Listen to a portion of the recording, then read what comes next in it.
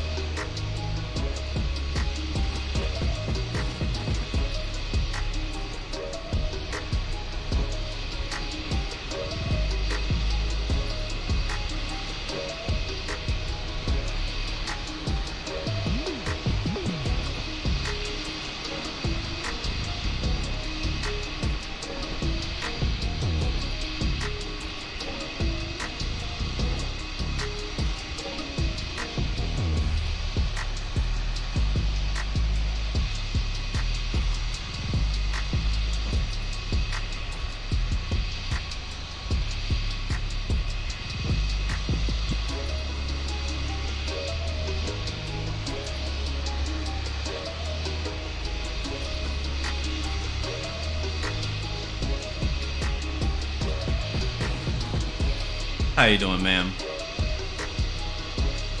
What's up, man? Welcome to Brussels. What's up, little girl? Ma'am, do you need any assistance? Alright, you're okay. Alright, one at a time, please. One at a time. Don't step on top of each other.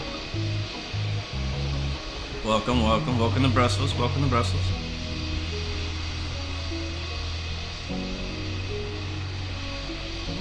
A little tired? Walking a little slow, buddy. Happy Friday, happy Friday. Welcome to the stream. Welcome, Lair. Welcome, Baker. Welcome, Valdemir. Hello, Atif. That's a nice dress. I like that suit, my friend. Welcome, Samuel. Good to see you. MD10, hello. Just Yarn, welcome, welcome. Jabari, good morning to you. Welcome to Brussels. Hello, hello. Alright. What's up, Phineas? Alright, I'm gonna go downstairs.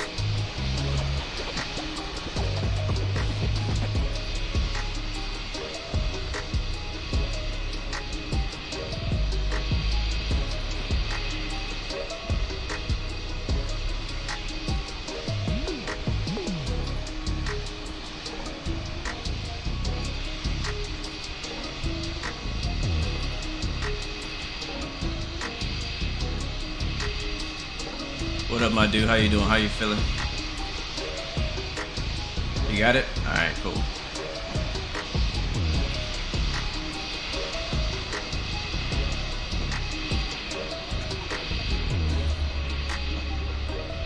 What up, my G?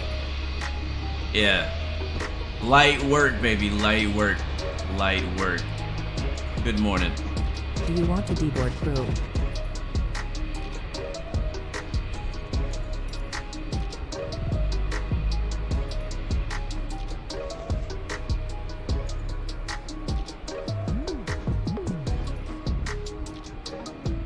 Very nice. Well, what is going on, beautiful people? Hello, hello, hello. I hope you're doing well. Happy Friday to you. If you're ready to get started today and get on board this TUI Fly 737-800, let me see those airplane emojis in the chat, please. TUI.com. Matter of fact, drop a smiley face emoji in the chat if you're feeling good on this Friday. Like Jabari. I see you, man. I see you. Alright, passengers are off. That means the cleaners are on. This is where all the cleaners get on the aircraft in a clean aircraft up. Make sure nobody left any phones, you know, iPads, backpacks, candy, bombs, you know, and just checking for everything. Checking for everything. Oh yeah, I see the smiles and the airplane emojis and even the hearts in the chat. I hope you guys are having a great Friday so far, so far.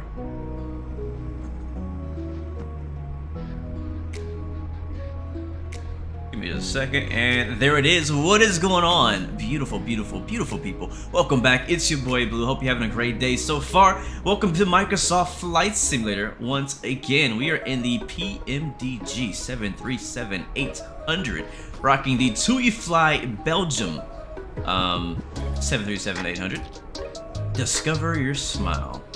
There it is. Jabari, welcome man. Arnuke, DK, welcome to stream. FS Insane, welcome aboard. Atif, welcome aboard. Charles McCullough, I see you as well. Welcome to the stream. I hope you're doing well. I hope you're doing good. I hope you're feeling right. I hope you're doing right. Yeah, it's a good day, man. It's a good day to fly. It's a beautiful day. We're in Brussels. This is the Aerosoft Brussels airport, one of the probably most detailed airports you will find on Microsoft Flight Sim. I've been sitting on this one for a while. It's about darn time I finally came through to the stream with it. As you guys kind of saw a peek at the terminal there, and the passengers walking through the jet bridge to get to the terminal, which is really cool actually, with GSX Pro.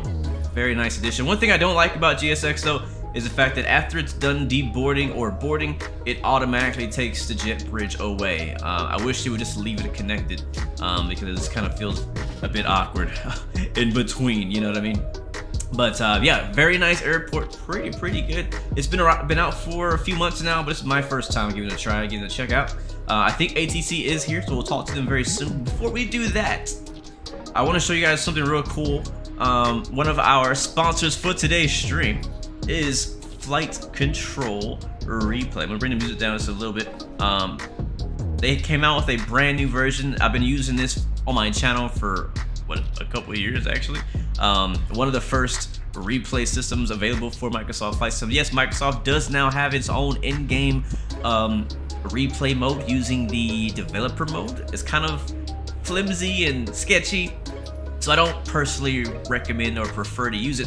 Flight Control Replay gives you a bit more functionality, a smoother, easier experience as well, and Flight Control Replay V5 is way better. The UI is much nicer. Matter of fact, I'm gonna bring up the UI here in just a second and just show you a couple of things before we get started for today's flight. If you guys want to join us though, while we're talking about this, you can come over to Echo Bravo Bravo Romeo EBBR, that is Brussels, and we are headed to Lima Foxtrot Kilo Juliet. I don't know how to pronounce that place, so I'm not gonna try, but that's where we're going today. That is the plan. Let me get Flight Control Replay opened up so I can show you guys what we're talking about. Before we can go, give you guys some time to get on board and get your last minute drinks and coffee and things like that. Alright, let's slide over real quick to that fade. There we go. Hold on, let me get it up. So this is the new UI for Flight Control Replay. I have been one to say that the old UI was, in my opinion, no offense my friend, but it was ugly. It was not good looking. It looked kind of confusing. So the new UI looks very nice. It's very clean, it's modern. There's also a way to change it to see-through. So if you don't only have like one monitor and you want to see through, you can actually switch this UI to be see-through. You can also minimize it in different ways like that. So you can turn on Ghost Plane. I showed that in yesterday's formation flying stream, where you can actually basically duplicate your aircraft and fly in formation with yourself. It's kind of interesting. It's really cool. Really, it's great for screenshots. We'll go ahead. You can load your flight plan. You can hit play. You can hit pause to record your flight plan. You can actually play your previous replays as AI. You can basically relive, which I believe means after you do like your replay, you can actually rewind back and restart your flight from that point that you hit record, which is pretty nice feature. If we go to options real quick, you'll see we have a lot of options in here. I'm not gonna go through this and find details today. I'll make a video specifically for that, but you see we can change all your details here. ghost plane details, your audio. You can actually record audio. Yeah, I haven't even messed with this yet. You can record audio with this program, like your audio, like gameplay. You can record a video in this whole thing, which is crazy. It also can control your cameras if you want to record your camera movements and things like that. I haven't had a use for that, but you can do it. There's shortcuts in here. There's camera shortcuts. I mean, everything you need. And there's so many more things that I haven't even mentioned that are in here. But pretty cool add-on. I definitely recommend it. We'll be using it for today's flight to watch our replay at the end of the flight. Again, it'll be a separate video on that, but I just want to let you guys know that that is now out and available on the sim market. It is not a free update. It is a completely new product, completely remade from the ground up, and it is a yeah. So if you already own your previous version, you can actually go and get a discount and look on the sim market store for those exact numbers. Link is in the description if you want to know more about it. And there's a promo. Let's hop into the plane and get started with today's flight. In the TUI Fly 737. Cool. Now PMDG also had an update. What, a couple days ago, I believe. And it's a pretty core and technical update. I don't know anything about the things that updated, so I'm not even gonna pretend to try to go through that. We're just gonna fly the plane as if it's always been as it is, you know. So all right, starting things off, we're gonna go up to the TZOP and hit battery. My throttles are actually already in toga, so I had to bring that back down. And I'm gonna go ground power on, which I think was already on. Actually, no, it was not on. Pounded Yan, welcome to the stream. Good to see you. I hope you're doing well. Hope you're doing well. Emily, good to see you as well. Yes, you are early. Yeah, usually you don't show up till later on, so thanks for coming in. And you can actually get a good seat today. All right, window heat on. Window heat, window heat. Here we go, and I will actually go ahead and kill the music. And when I get tuned in to, we'll see, actually, are they still online? I think they are. I think Brussels ATIS and Brussels Ground is online. Arnoot, you're studying to be a pilot in Belgium. That's sweet, man. That's amazing. That's great. How's it going so far for you? Logo lights on. And we'll stick with this config up top, and we'll get the iris ready to align as well. Putting that in the line. And nav. Sweet. All right, we're also going with some lighting in here. That will be helpful. Which is right here, panel lighting. Because the sun might just set on us today. Tristan as well lives in Belgium. Well, shout out to all my, I'm not sure what to call you, Belgian people? Is there like a term for a Belgian person? You know? Belgianese? You know, like Dutch? I don't know. I'm no offense. I'm just saying I don't know the term. But welcome. Good to see you guys. And thank you for welcoming me into your fine region. Let's get some lighting in on here. It's really difficult and hard, but you made the right choice. Yeah, for sure, man. It's getting into flight sim, or not flight sim. Getting into aviation is not easy. There's definitely a lot of work, a lot of things you need to learn to be a pilot and stuff like that. And yeah, it's definitely worth it, but it's gonna be some hard work getting into it. All right, we're gonna tune into Brussels ATIS on 132475.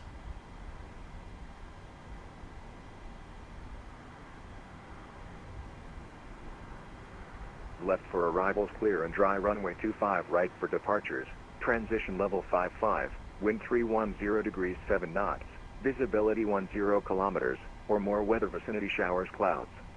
Scattered cumulonimbus at 1,500 feet, temperature 11, dew point 9 QNH 1010 temporary, visibility 4,000 meters, weather moderate, showers of rain, clouds.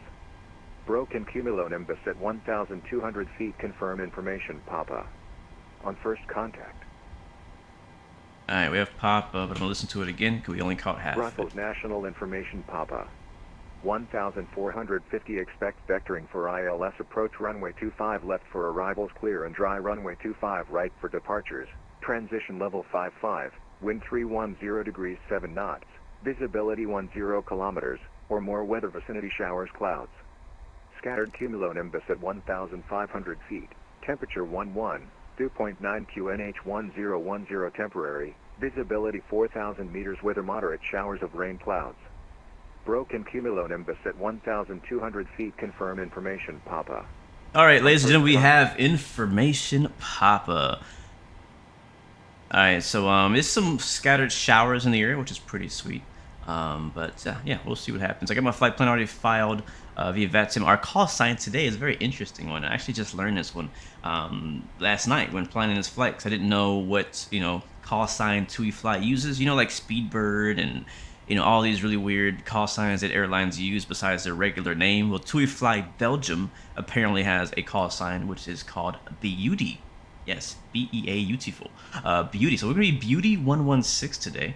It's gonna be really hard for me not to say Booty 116 because it's so close. I'm gonna be trying to say it so fast it might slip out. So I'm just letting you know ahead of time that just might happen. So Beauty 116 is our call sign today. We also have on board. Cool. Radios are working. Beautiful. We also have on board with us the Cockpit Master CDU. Once again, whenever we're flying with the 737, we're using the Cockpit Master 737 CDU. So we'll be checking that out today as we program our plane. So yeah, let's hop into that right now. I'm gonna turn those guys down until we get ready to talk to them. We will be calling them very, very soon. Matter of fact, what stand are we at? We are at. Stand are we at? Gate 1. That's cool.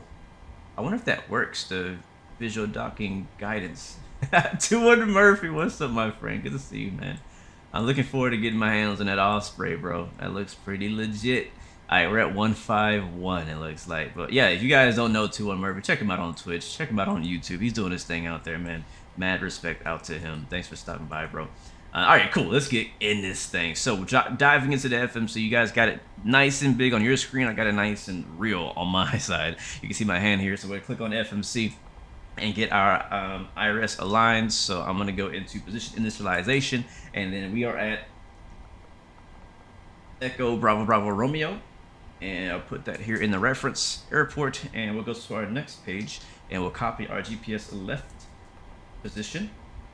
Previous page, drop it into set IRS pose, and then that's it. We'll go to route, EBBR, and we're going to Lima, Foxtrot, Kilo, Juliet. Now listen, I have never heard of this airport in my life, and this is what I love. I love flying to places that I've never been to and that I've never heard of, but they're like secret gems, and I think we might have a secret gem at this airport we're flying to. You can look it up, LFKJ. I don't know how to say it. I don't even know what country it's in. I just know it's south of us. That's all I know. And the GPS is going to take us there. Very interesting approach. We'll see. We'll have to see what happens. Before I put my flight plan in, to save myself of my sanity, I am going to call up and get our IFR clearance just in case he changes it. Because whenever I'm in Europe and flying out here, they tend to change my flight plans. And I don't want to have to retype it in my FMC 5-10 times. What's interesting is the ATIS didn't say what runway they were departing. It did say what runway that they were 010 temporary. arriving. So I'm gonna listen one more time for that. Moderate showers of rain clouds. Broken cumulonimbus at 1,200 feet. Confirm information, Papa. Listen for the runway. Yes, PMDG is payware. This airport we're flying at is by Aerosoft, and this is also payware. 1,450. Expect vectoring for ILS approach runway 25 left for arrivals clear and dry runway 25 right for departures. Transition level 5. I will start boarding as well. 310 degrees 7 knots. Visibility 10 kilometers or more. Weather vicinity showers clouds. Boarding requested. At 1,500 feet. Temperature 11. Dew point 9 QNH 1010 temporary. Visibility 4,000. It's gonna happen, Emily. It's gonna happen. Passengers boarding starting. Broken cumulonimbus at 1,200 feet. I think I missed it. Papa. I did. On first contact. I hate when I do that. I listen to the ATIS and I don't listen to it. Brussels I'm just gonna pull up the National text one. Papa. 1,450. Expect vectoring for ILS approach runway 25 left for arrivals. 25 left for arrival. 25 right for departures. Oh, 25 right. I heard it. 55. Got it. Wind 310 degrees 7 knots. Visibility 10 kilometers or more. Weather vicinity showers clouds. That's all we needed. 25 right for departure. All right, what did SimBrief give us? Because SimBrief got his own mind. It'd be like, yeah, I'm gonna send you on the opposite side of the runway. All right, cool. It actually has us for 25 right. Legit. I like the way that sounds. Okay, sounds good. Skylar, what up, my friend? Do you make your own FMC or can you buy? Pfft, bro, I wish I had the skill to make my own FMC. I'd have a freaking FMC for every plane that exists. Like, but no, I don't. Sorry. I don't make my own FMCs. This FMC is by Cockpit Masters. It's for PC only, sadly. It works in the PMDG 737. It works in the IXG 737 on X-Plane. Works for the Zebo 737 on X-Plane as well. So, but only works for 737s, sadly.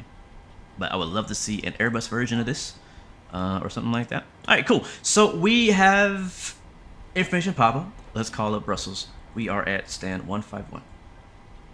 Oh, hello, floating people. We're just gonna look over here. Yeah. All right, let's call them up. Who are we? We're Beauty 116. Beauty. Beauty. Beauty. Not booty. Beauty 116. All right, here we go. Brussels ground. Booty 116. Is that it?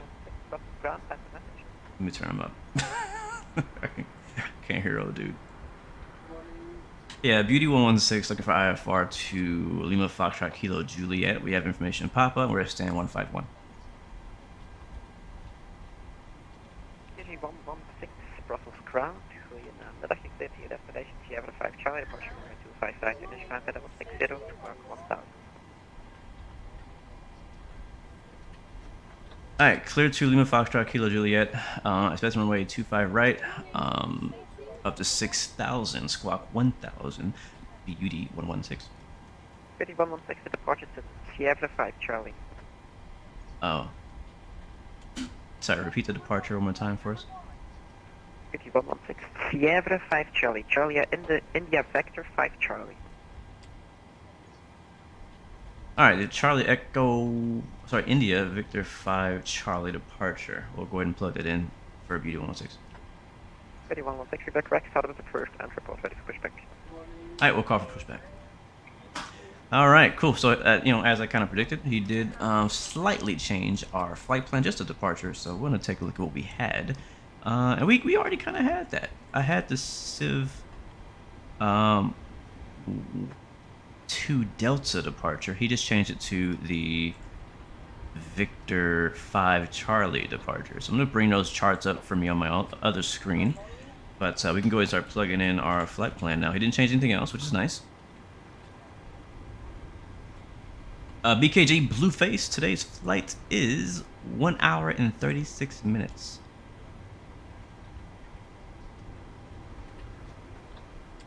About our normal range. Alright, let's dive into the FMS. While they're boarding, hopefully we can get done pretty quick. So departure arrival. Why am I using my mouse? I don't need to use my mouse. How'd I have it? Departure. And it was a Civ. What did he say? Forge something? I already forgot. That's how fast I forget things.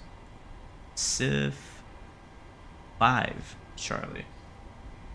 It might be 4. Okay, there it is, because I didn't update my air rack. By the way, if you guys have a Navigraph subscription, the air rack has updated. I think like 2 days ago. So make sure you get your stuff updated before you run into a situation where you're missing waypoints. Alright, so that's our departure. Pretty simple. And now I'll go ahead and pull in the rest of our flight plan, which is quite long. I wish... I know I can import it from SimBrief, but yeah, it hasn't been working for me lately. Yankee 50. That was a good chance to show you guys how to do it if you don't know. Most of you guys do know, but if you don't know, now you're about to know. Thank you so much, Tevel, for the subscription. Welcome to the Blue Arrow family. By the way, I have not been acknowledging you guys enough, and I just want to say thank you so much for all the support on all platforms that Blue Games is on. We just actually, I think it was either yesterday or the day before, reached 37,000 subscribers on YouTube. So I am extremely thankful and blessed for that, for you guys to be a part of my journey. It's been amazing. And I just want to say thank you guys for that so much. Every single one of you matter. You're not just a number. You're not just one out of the 37,000. Like, I legit, like, I care for every single one of you guys and girls out there. So thank you so much. Alright, Vatsim, let me focus. This is going to take forever. Alright, so Tango 11 to Samda.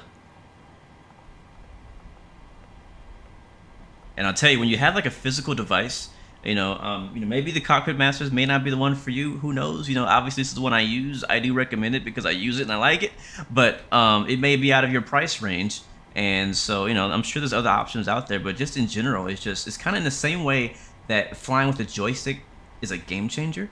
If you fly a lot of IFR flights and fly 737s all the time, having an FMC to be able to plug in these longer flight plans will save you a ton of time, as long as you're not talking to the chat. Because right now I'm not saving any time. BEPR, and then we're going to uniform mic. What's that? Uniform mic 728. That's an airway. Up and valid. Typed it in wrong? Yeah, uniform mic.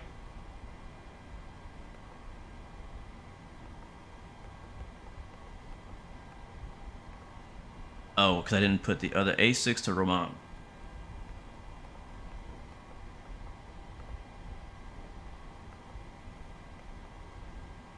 And then uniform mic 728.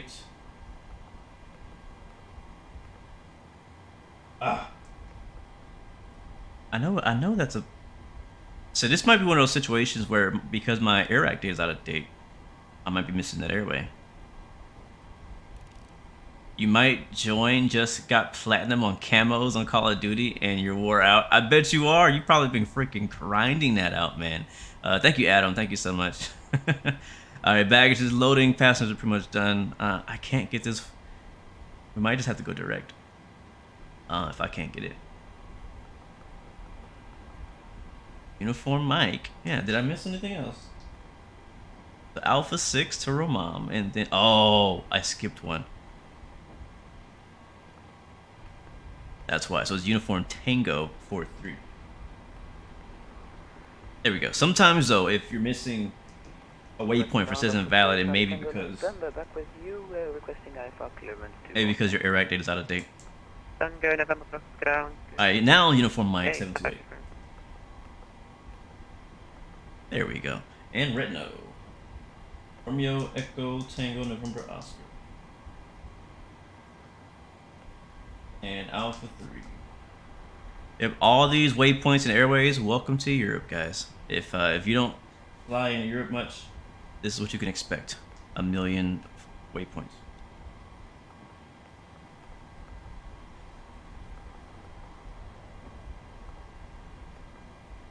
In the US, you'd have like, 2 airways and a couple waypoints and a departure rifle. That's about it. No problem, man. That's what I'm here for. I'm here for. One of my goals with the channel is motivation, man. Seriously. I don't really like to brag. And that's one of the reasons why I don't really self-promote or promote my subscriber count. Like, I really don't promote it that much anymore. Like I used to be like, yeah, thank you for this many. Thank you, Alberto, for the follow. Welcome to the Royal family. Appreciate that so much. But I don't really say it that much because I feel like I'm bragging, and I don't like to brag. I don't like bragging. I don't like people brag. I'm just out here doing my thing, working hard, and enjoying myself and enjoying it with you guys. And if you choose to subscribe, that's dope. If you don't, then that's still dope because you're still here. As long as you're here and you're hanging out with me, you're watching videos, you're sending comments, you're supporting in whatever way you are, to me it doesn't matter if you subscribe. I mean, yeah, it makes me look better, but it's not all about me looking good, right?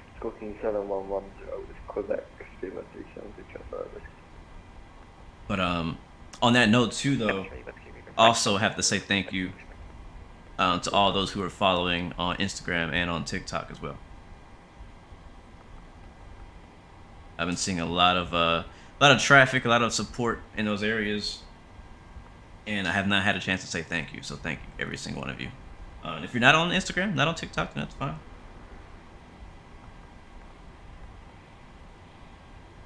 All right.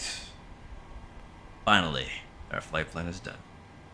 Or not all of it. We still got a little bit more. All right. So for our arrival, It's going to be the VER 10.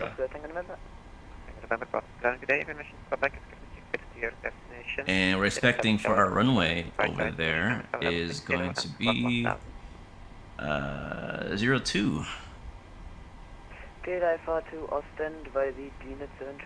multiple versions of that approach, so let me pull it up really quickly and we'll find out which one we want. We'll probably pick whatever one looks more interesting. Baker, what up, my friend? And Lair, happy Friday to you as well. Samuel, what's up, my friend? I hope you're doing well. Jabari, good morning again. Did I scroll up? I did. I didn't mean to scroll to the top of the chat. That was weird. Wicked Impulse, thank you for the follow. Welcome to the Blue Arrow family. Hope you're doing well. Welcome aboard. Again, a window seat is sitting here waiting and reserved for you, my friend. Enjoy the flight. Enjoy the flight. We're almost ready to push back. We're just finalizing our final flight plan info. We've already gotten our clearance from Brussels ground. And I was going to find out what we're getting. We're going to Lima Foxtrot Kilo Juliet. Info is in the description. And the route is in the chat if you are looking to fly along with us. We should have a little bit of ATC on the departure. Not sure about the rest of the route. I'm liking the ILS...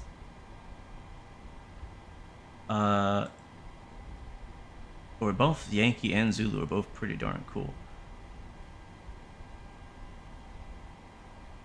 I don't understand the difference, so I'm going to go with Yankee. We'll do Yankee. Via idle? Yeah, that's fine. Alright. All done. So go through our legs, and you can see just how many waypoints we have in here. It's a lot. It's a lot. Look at this. Look at this. Somebody come look at this. Our new DK, what up, my friend? What game is this? This is Microsoft Flight Simulator, my friend. Available on PC, on Xbox, and on Game Pass. So if you want to give it a try, the cheapest way to get in is try it on Game Pass. Alright, I'm going to probably get rid of that discontinuity, go direct from Horpo, or Horo, to that first waypoint there. What was the name of our arrival again? It was the very something, where is it at? 1 Sierra? Yeah, very 1 Sierra. I like to get all this taken care of out in the beginning so we can just sit back, chill, and relax for most of the flight. Yeah, Verac, and yeah, so we're gonna that's interesting. Oh, we're coming in from the south. Yeah, we'll just attach it. So I'm gonna click on idle and drop it right there. And we'll activate. Beautiful. All right, so I think boarding is complete. If you look out the right window, it looks like, yep, they're also done with the bags. The sun is setting. I'm actually going to rewind the time back because I don't want to land at night. The approach is just too gorgeous to land at night. I know it's getting late out here in Belgium, in Europe, but I'm going to rewind just by like maybe 2 hours. I would say it's like 2:30 p.m. or something like that. There we go. Alright, yeah, let's go ahead in here. We'll get in our performance numbers, and we'll be ready to push and get up out of here.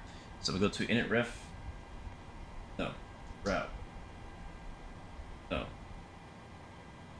Partial right. No. Yeah, init ref. I'm seeing init ref. No, that's not what I want. We forgot to load passengers. Menu. FS actions. Yes. Yes. Yeah, FS actions. Fuel. Bruh, imagine if we would have took off and forgot to put fuel in the plane. That'd be hilarious. All right, we need 7,800-ish kilos of fuel. We'll take a little extra. We'll bring 8,000 even. All aboard! 8,000 kilos in the tank. There it is. Thank you so much, Nuno Soares, for the subscription. Welcome to the Blue Arrow family. Welcome aboard. It's great to see you. Hope you're doing well. Happy Friday to you. Alright, so it's 8,000 kilos, not pounds. 8,000 kilos. And I'm going to bring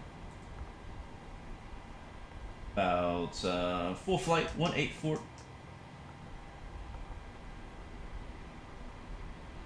And cargo is going to be, say, 900.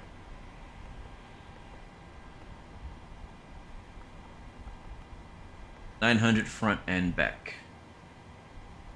Alright, return. Alright, so fuel's done, payload's done. Now we can go back to our performance numbers and get them here. So we go to performance init request. And I give it a second, and it should load up our numbers. Hopefully. I think I have to put the flight in. So let's say we're cruising at 35,000. 350. There we go. Let's try it now. Nope, I gotta put the cruise wind. Let's put the winds in there. Process ground, Oscar Tango November, ready for pullback. 33239. Tango November, pushback again, facing east. Pushback approved facing east, Oscar Tango November.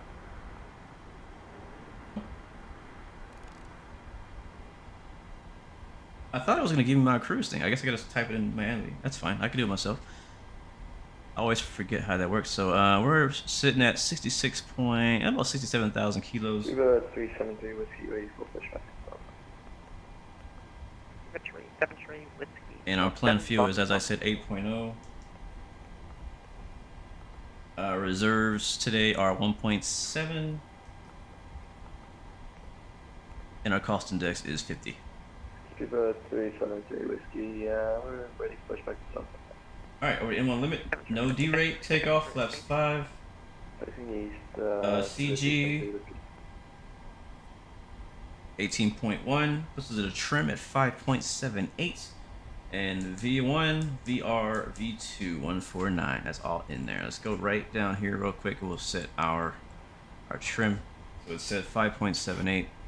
So let's go down. When's the next Blue Experience stream?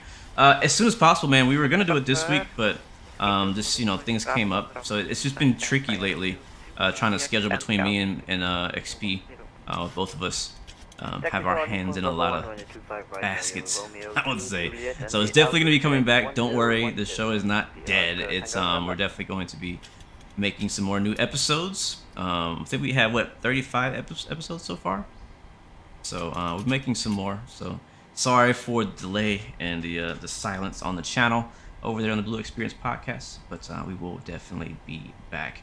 Maybe in a couple weeks, because I know I'll be traveling coming up. We'll talk more about that a little bit, but I'll be traveling for the next couple weeks, so I'll be away from the computer myself. But when I get back, definitely gonna be wanting to hop back on the Blue Experience. All right, so numbers are all in. I think that is all. All right, so route. Flags. Looks good. Inner ref. Good. Yeah. Alright, beautiful.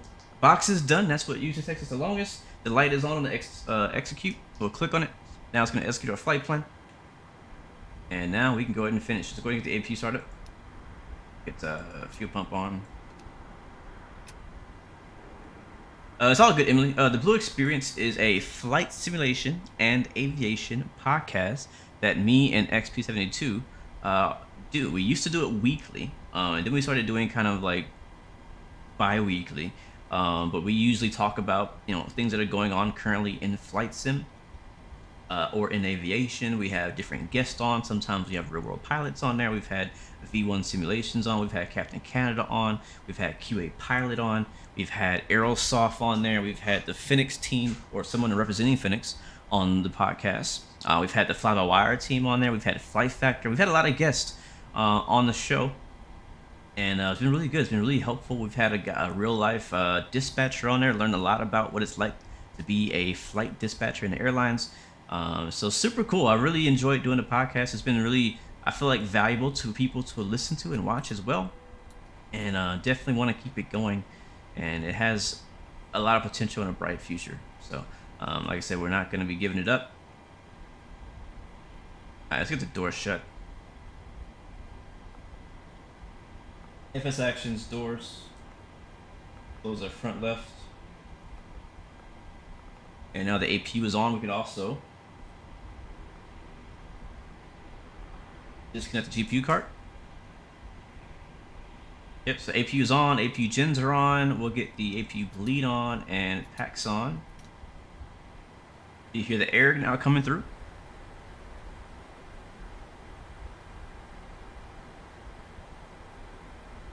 This flight that I'm doing now flies to Melbourne as well. That's pretty cool. Yeah, I almost decided to go to Australia today, but I was like, we'll do something else. All right, we are ready to push. We have to actually call and ask for it from Russell's ground, but we're going to go ahead and tell the ground crew that we are ready to prepare for pushback.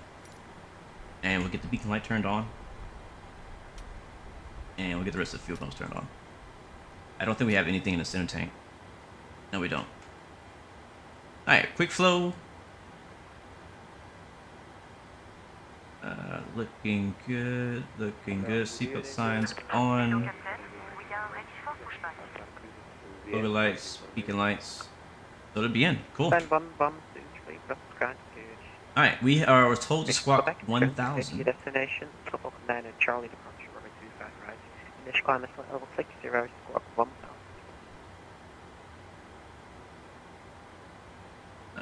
1,000.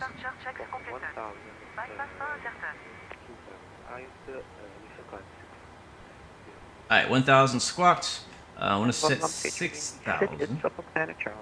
Because we were told to climb up to 6,000 feet.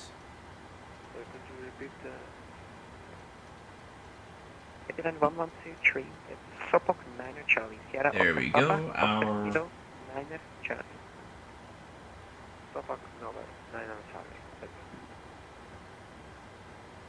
Our V2 is 149.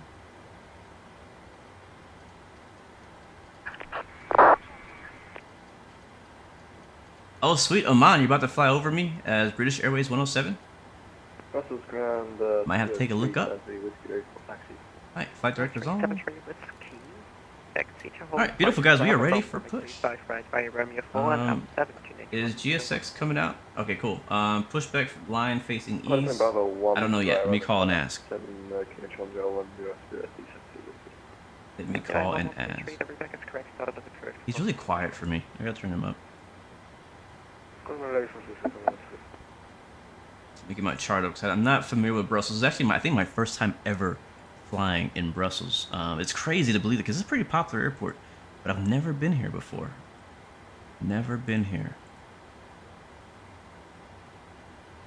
Airport, SID, SIFT. What was the departure we're flying?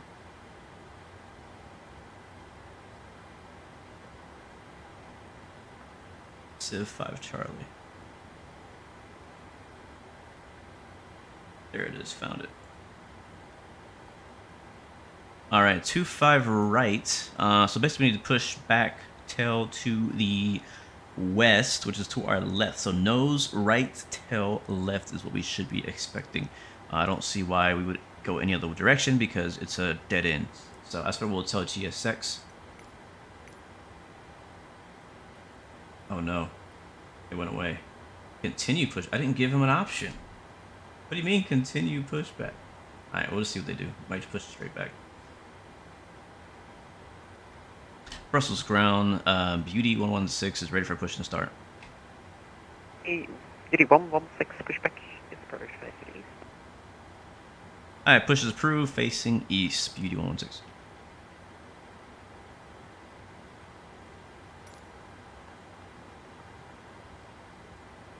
Alright, push. Did you overhear me? It literally says it there. Pushback facing east. That's pretty cool. Alright, set the brake. Brake set. Now remember, when you're in the PMDG, you have to go over here and remove the chocks. So I love her accent too. I love it. I love it. I love it. I love it. Can you guys hear her? Start that wheel. Alright, beacon lights on. Fuel pumps are on. Pack's coming off. Super 373 Whiskey Contact Brussels Control 131.1. Have a great flight. 121, thanks for all the service, fellow. Can I see you if Ladies and gentlemen, I'm on Microsoft Flight Sim and you're in FSX? If you're on Vatsim, yes, I can see you. When the seatbelt light is on, please make sure that your seatbelt is fastened low and tight across your lap. To fasten, insert the metal fittings into one another. Tighten by pulling on the loose end of the strap. To release your seatbelt, lift the upper portion of the buckle. In the event that the seatbelt light is not on, we suggest that you Brussels keep your Control, seatbelt good fastened evening, in Spiller case of 373 Whiskey with you on unexpected Alpha 7 for There are hold, several Bravo 1. emergency exits on Alright, this I'm gonna be aircraft. quiet. Let's To fire it up. familiarize yourself with the 373 Whiskey, yeah, you're still on the emergency ground exits on this frame. aircraft, please refer to the safety cards in the back pocket in front of you. Sorry about that, In bye-bye. some cases, your nearest exit No might problem, be behind yeah. you. If we need to evacuate the aircraft, there is lighting on the Happens to the floor to best guide of you us. towards the exit.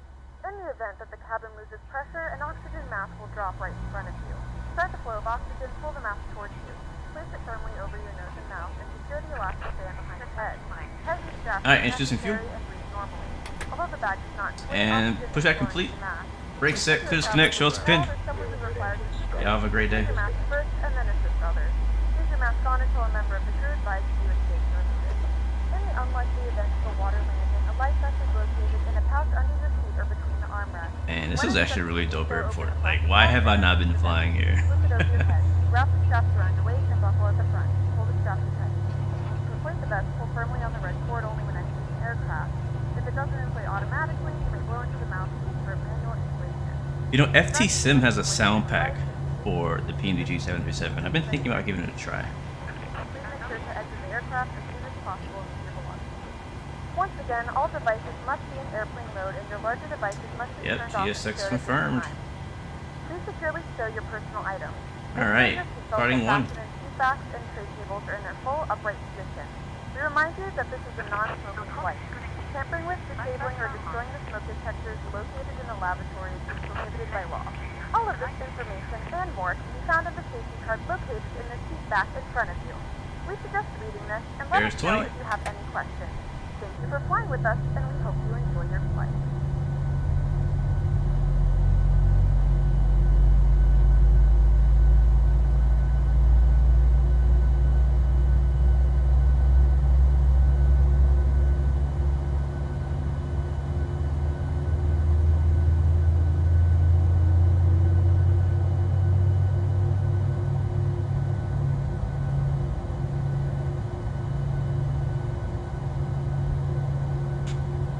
How to change seats. Alright, sounds to me we got two good engines. I think she already walked off with the flag. Yeah, we're gonna assume that she did, but we should never assume. Oh wait, there she is. I say we should never assume. There she is with the flag right there. Thank you so much. Alright, chins on. 1 and 2. We will go ahead and also get the little AP bleed off and packs on. APU off, yaw damper on, probe heat on, hydraulic pumps on. What else are we missing here? Isolation valve 2 auto, trim air is good, the circulation fan's good, engine anti-ice, swing anti-ice not needed, and taxi lights on.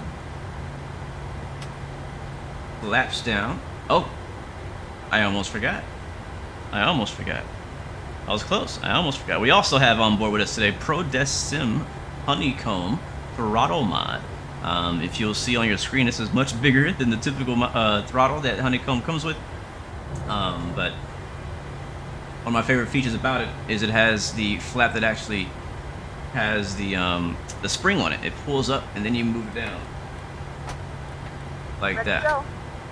Pretty sweet. Alright, verify takeoff speeds. 373949. Flight attendants are ready to go. Flaps are coming down. FS Insane just bought the Flight Control Replay V5. It was only a little of $8. Great deal. I agree, man. One of my first questions I asked when I talked to Flight Control Replay, I was like, hey, you got a discount for people who already own it, right? Because, you know, I think they deserve a discount. Alright, so auto brake set to RTO. Let's get a little bit of lights on the main panel as it is getting a little dark in here. Come on, baby, turn on. Nice, nice, nice. Alright, one thing we did forget to do, and that is put in our weather, or at least our altimeter, our barrel. So we'll click on that, switch over to HPA, and I typed it down. It was 1010. And that's going to sync on both sides. Ladies and gentlemen, we are ready to taxi. And we're 4 minutes late. So. Oh yeah, you hear me. If you're on frequency, you'll hear me. As we go call ground and tell them we're ready to taxi with Bravo. Brussels ground, Beauty 116 is ready to taxi. Beauty 116, taxi to holding point Bravo 1, runway 25 right, 7, QNH 1. It was kind of hard to hear that. Sorry, I actually came in a little bit broken there. Can you repeat that taxi clearance? Beauty 116, no problem, taxi point Bravo 1, runway 25 right, via Romeo 4 and out to 7, QNH 1010. Alright, over to 25 right, via holding point Bravo 1, or Bravo 1 at 25 right via Romeo 4 Alpha 7 Beauty 116, and we have the altimeter. Alright, cool. Should be simple enough. Brakes release. Let's get in there. This camera's in my way.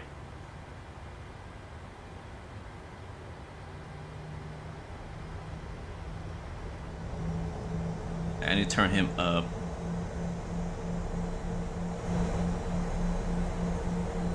My brakes on? Why am I not moving? Oh, yep, they are. And I'm gonna grab my charts. So he wants us to go to 25 right via holding point Bravo 1. I see holding point Bravo 1.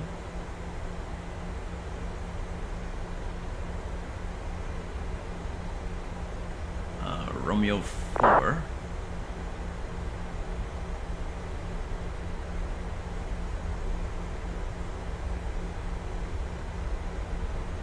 Man, these taxiways are confusing. Hello, my friend Victor from Brazil.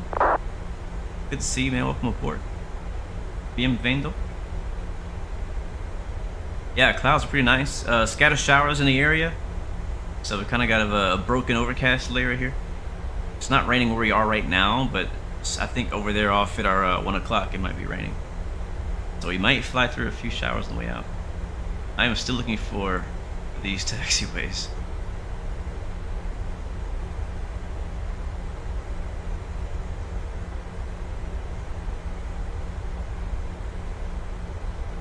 Romeo 4. I don't see any of that.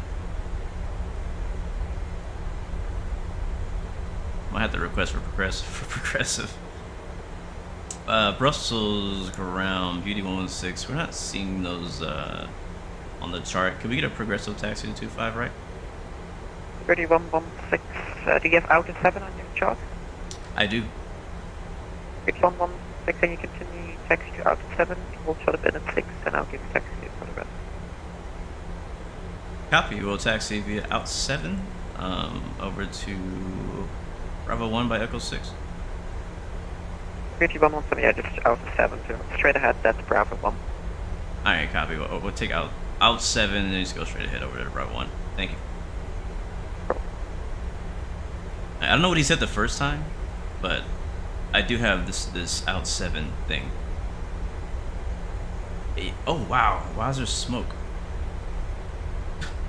Somebody crashed on the runway? Why is there so much smoke? How much does the CDU cost? To be honest with you, I don't remember, but I have a link in the description. You can click on that and learn very quickly how much it costs. Sorry, I just can't think of it on top of my head. Yep, that 737 landed with like smoke everywhere. You're learning for your course engines, but what is a rich mixture? A rich mixture just means that you're adding a lot of fuel. It's the was it the fuel to air or fuel? I should know this. Fuel to something mixture, right? So like whenever, in our case, we don't have a mixture because it's a 737. There's no mixture knob. If you're flying a GA plane with a prop, you have a red knob. A lot of times a red knob is the mixture knob. And if you add more of the red knob, you have a richer mixture. If you bring the red knob back, you have a what they call a lean mixture. Yes, thank you, Hilarious. Fuel to air mixture. All right, so we're holding short Bravo 1, and ready to go. Alright, thank you, Brussels. Ground, Beauty 116 is holding short at Bravo 1.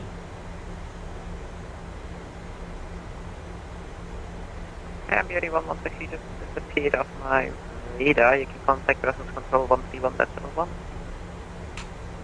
Alright, 121.1. Beauty 116. 131.1. Have a great one. Oh, sorry. 131.1. Thank you. Have a great night. 1311.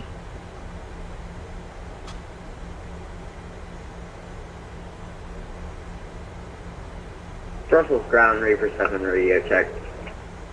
Alright, 1311. I'll tell you guys, I love this thing so much. It's so much easier. And expecting island 25 right, beeline 47. Okay, this guy's much louder. It's so much easier to switch between radios. Alright, we are holding short Bravo 1, ready to go, baby. Don't think I'm forgetting anything. 210, clear for less approach, runway 24, 619 kilo. 4 November Zulu, descent flight level 60. Thank you so much, Zach, for the subscription. Welcome to the Blue Arrow family. Hope you're doing well, my friend. Good to see you. Brussels. Uh-oh. Who am I talking to? Is this like tower or is this center? I think it's a center. 1311. Yeah, it's Brussels center for control. Oh my god, it's busy. I can't get a word in. Control, Beauty 116 at Brussels, holding short. Bravo 1 and 25, right, ready to go. Did I get stepped on? I probably got stepped on. Beauty 116, confirm 25 right at Brussels? Yes, 25 right at Brussels. Beauty 116. Ah, there you go. You were just one again. Beauty 116, the wind 320 degrees, 7 up, runway 25 right, cleared for takeoff, QNH 1011 now. Thank you, QNH 1011, cliff takeoff 25 right, Beauty 116. Alright, so that's changed by a notch. Alright, ladies and gentlemen, let's get it in. We see those togas in the chat. Landing lights are coming on. Bring it down, bring it down. Wing lights. Strobes. Echo wind 320 degrees, 7 up, runway 25 left, clear. Laps are set. Quick flight control check. Runway 25 left, clear left. KLM 5. Right, everything is working.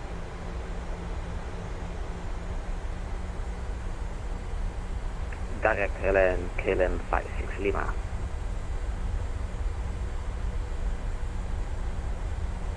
Alright, this is a bit confusing. There's like multiple ways you can go. You see 25 right to the left. You got 19er to the right. So be very careful not to go into the wrong runway. A lot of things have gone wrong on the air disasters show. Is that what it's called? Yeah, air disasters show, when people go the wrong direction, especially when it's real low visibility. The traffic over there is smoking for some reason. And here is our runway in Brussels. Guys, if you're just joining us, welcome aboard. We're in PMDG 737, call sign Beauty 116, flying TUI Fly, Belgium, taking off 25 right, headed to Lima, Foxtrot, Kilo, Juliet. Toga in the chat. Let's hit it 40%. Let's go. Kilo wind 320 degrees, 2 knots, runway 24, clear. Clear to land runway 24, 619 kilo. Oh wait, I forgot to hit auto throttle. Alright, now Toga. There it is. Lufthansa 9 Victor Juliet, maintain 300 knots, continue descent flight level 100. 8 knots check. Go crosswind. Lufthansa 9 Victor Juliet, maintain 300 knots, descent flight level 100. How's the rate? You're up.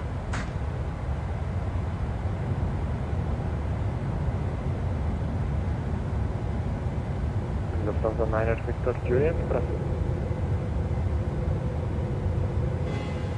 Alright, we up, baby. Oh, we way up. Oh my god. Let's bring it down a little bit.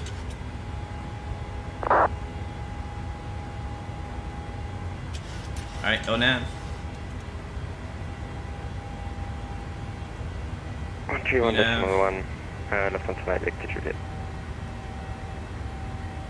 Lufthansa 9 Victor Juliet, maintain 300 knots, descend to flight level 10. Descend to flight level 100, 100. And flaps up. Maintain 300 knots and descend to flight level 100, Lufthansa Direct 0 Juliet. Passing 3,000. Kilo descend flight level 180. You're off. Descend flight level 180 with confirm it's Ryanair 5 Bravo Kilo. The negative showing Ryanair 8 Bravo Kilo. Oh, sorry then, it's my mistake. Ryanair 8 Bravo Kilo. Beeline 47 Papa, descend flight level 180. Descending level 180, Beeline 47 Papa. Gravity 4 Lima request, pushback. Gravity 4 Romeo Lima, score Mont Charlie, push approach 5 north. And 250 knots, set in level change mode up to 6,000 feet. Northman 64 November, Zulu North Satellite TC, Unicom. Autopilot on. Direct 6 Oh, look at that breakout. Sick. Why are we going so fast? Why are we going so fast? Just for an Echo Cross runway 19, contact ground 121.87, fine step. Alright, I'll throw off for a second. And back on. There we go. Alright, here comes 6,000 feet. Flight level 240.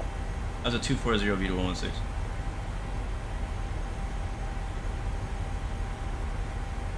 Alright, 24,000 feet up next.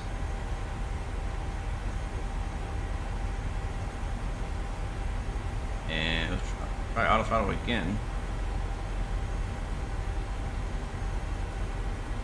Swiss 19. You know, we have a bit of an issue here. We have one engine like going ham.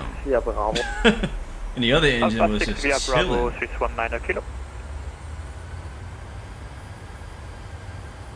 Let's try it now.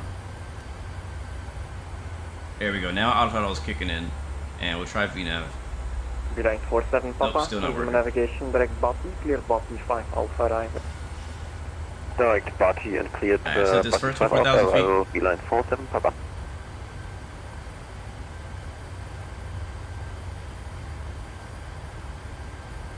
Yeah, I don't know why VNAV. What am I doing that? What did I not click on? Right now we're doing level change again. It looks like auto throttle is working. LNAV is working.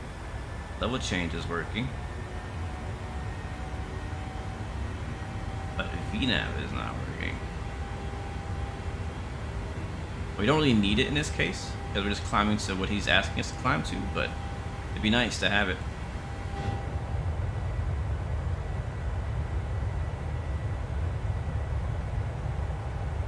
That's a funny joke. Funny aviation joke. What is the propeller used for? To keep the pilot's head cool. First time I've heard that one. First time I've heard that one. Execute payload page on FMC. Alright.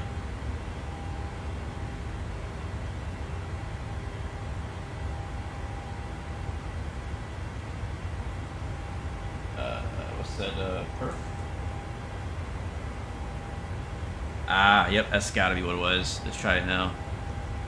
Yep, that's what it was. Thank you so much, Puerto Rican pilot, for the win. And yes, we're getting some slight precipitation as we go through this higher level of clouds. So, you know, this is what I love. This is what I love to see. What I love to see in flight sim. Ladies and gentlemen, we have now passed. Check out that breakout. Turn on larger Bravo Kilo, continue descend flight level 70, level Flora. That is gorgeous.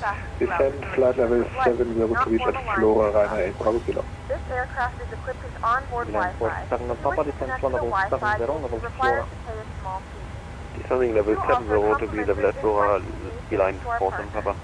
Connect to the Wi-Fi to find out more. It's gonna enjoy this breakout right here as we're going to the top of the clouds. We're cleared to 24,000 feet. Just recently passed 10K, and we'll get the landing lights and everything like that off a little later. We'll also need to go into. If I can hit standard right here, I can see it.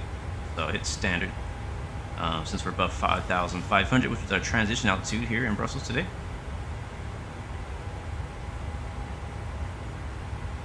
Call this the GoPro hood cam. Lufthansa 950 Juliet, continue descent flight level 60, be level by Flora, speed 2809. By the way, the extra like flight attendant sounds you're hearing is coming from a third-party program that's running in the background called PackX. For those who might be wondering about that. Negative speed 280 knots, further reducing shortly.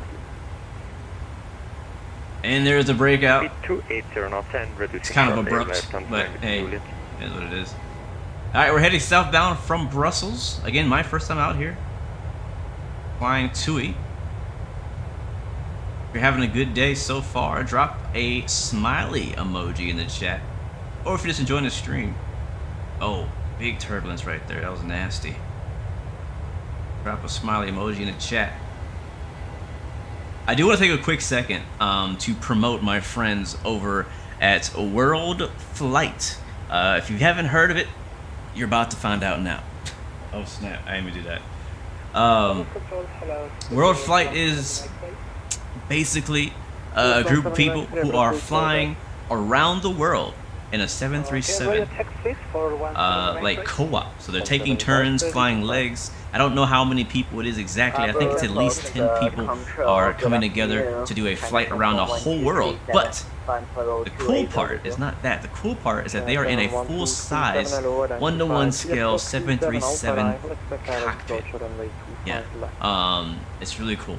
It has like a galley, has jump seats, like for all this is real. It's physical. And so they're flying in a real cockpit in the simulator around the world. You got somebody in the left seat and the right seat, and sometimes also someone in the jump seat. So the reason I'm promoting this is because I'm actually gonna be there next week. Yeah, so it starts today. You can actually go check it out right now. If you know Captain Geo, he's streaming it on his page right now. As well as Midnight Maverick, our homie Midnight Maverick that was on our stream recently. He's also streaming it right now. He's in the cockpit flying his leg. So you guys, I can probably post a link here in the chat here in just a little bit. But they're flying right now. They'll be flying all week. It's going to take a whole week to get around the whole world. A bunch of different hops. We're going to see like every country. And but I won't be there until the end of next week. So it starts today, but I won't be there till the end of next week, right? Yeah, in the next week. So I'll be there on the last day of the flight, which will be Friday, and then I'll probably be streaming from there, and then possibly, hopefully, on Saturday too. I don't usually stream Saturdays, but I'll make an exception for flying in a real simulator. So look forward to that. Stay tuned for that on my social medias, and you can go watch them do that right now. Matter of fact, I think Maverick is there, Geo is there, Shadow, Jeff Fabiano, Fly with Rookie. There's a few rural pilots that are actually participating as well. It'll be pretty cool. My altitude right now, I don't know. That's a good question. Let's find out. 19,000 feet. Now, anybody else in chat have the TCA yoke? There's a thing that really annoys me. On the yoke, there's like a little throttle lever on the yoke itself. And I don't have it mapped to anything. As a matter of fact, I have it turned off in Microsoft Flight Sim. But whenever I move the throttle lever on my yoke, it moves my camera up and down. And so if I just bump into it, it'll just do this. It's actually really annoying. And I don't know how to stop it and keep it from doing it. Maybe I gotta put some tape on it to keep it from moving. You know what, that's a good idea. I should put some tape on it so it won't ever move. But yeah, that's an issue I've had. I'm not sure if anyone else who has a TCA yoke has had that issue. But alright, guys, let's go clean things up. So we can turn off the auto brakes. We'll go up top. We'll turn off our landing lights. Our runway turn off lights and taxi lights. Our wing well. All that good stuff. We'll get the seatbelt sounds on for now, but we'll ping the cabin and allow them to go and do what they do. No icing needed. And we will, yeah, we'll just stand by on the seatbelt signs. Need to find out what the landing altitude is over there. I probably should at least attempt to try to say the name of this place. Juliet, fly heading 300. Heading 300, Lufthansa 9, Victor Juliet. Alright, airport elevation is 19, so basically 0. The name of this airport is Ajaccio, which apparently is in France. It's a France-owned area. It's Ajaccio. Don't know how to say it, but Ajaccio, I don't know. but that's where we're going today. I'll show you guys on the Sim Toolkit map in a little while, so we can be all in the know. But looking good so far. Pretty nice departure out of here.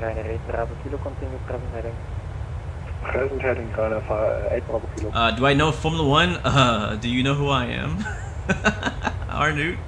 Catherine, welcome to the stream. Glue it. Yeah, I think I probably should just. I have some super glue. Funny story. I tried super gluing something the other day, and like, you know, I don't use super glue very often, so I didn't realize how super glue was. And so I was gluing something, and it got stuck to my desk, along with my finger. So it got stuck to my desk, my finger got stuck to something else, and so I had to like go and Google how to, you know, get rid of super glue. So that was funny. Steven, what is my real life job? My real life job is. Talking to me. At the speed 220 knots, descent 4,000 feet, QNH 1011. My real life job is graphic design and web design. I work from home. You could kind of say this is like another job for me as well. It doesn't feel like a job. I enjoy doing it. But doing YouTube is definitely a significant part of my life, and it does help financially. So I'm not full-time doing YouTube. Hopefully one day, you know, that'd be nice. But 22.8, have a great night. Thank you, goodbye. 116.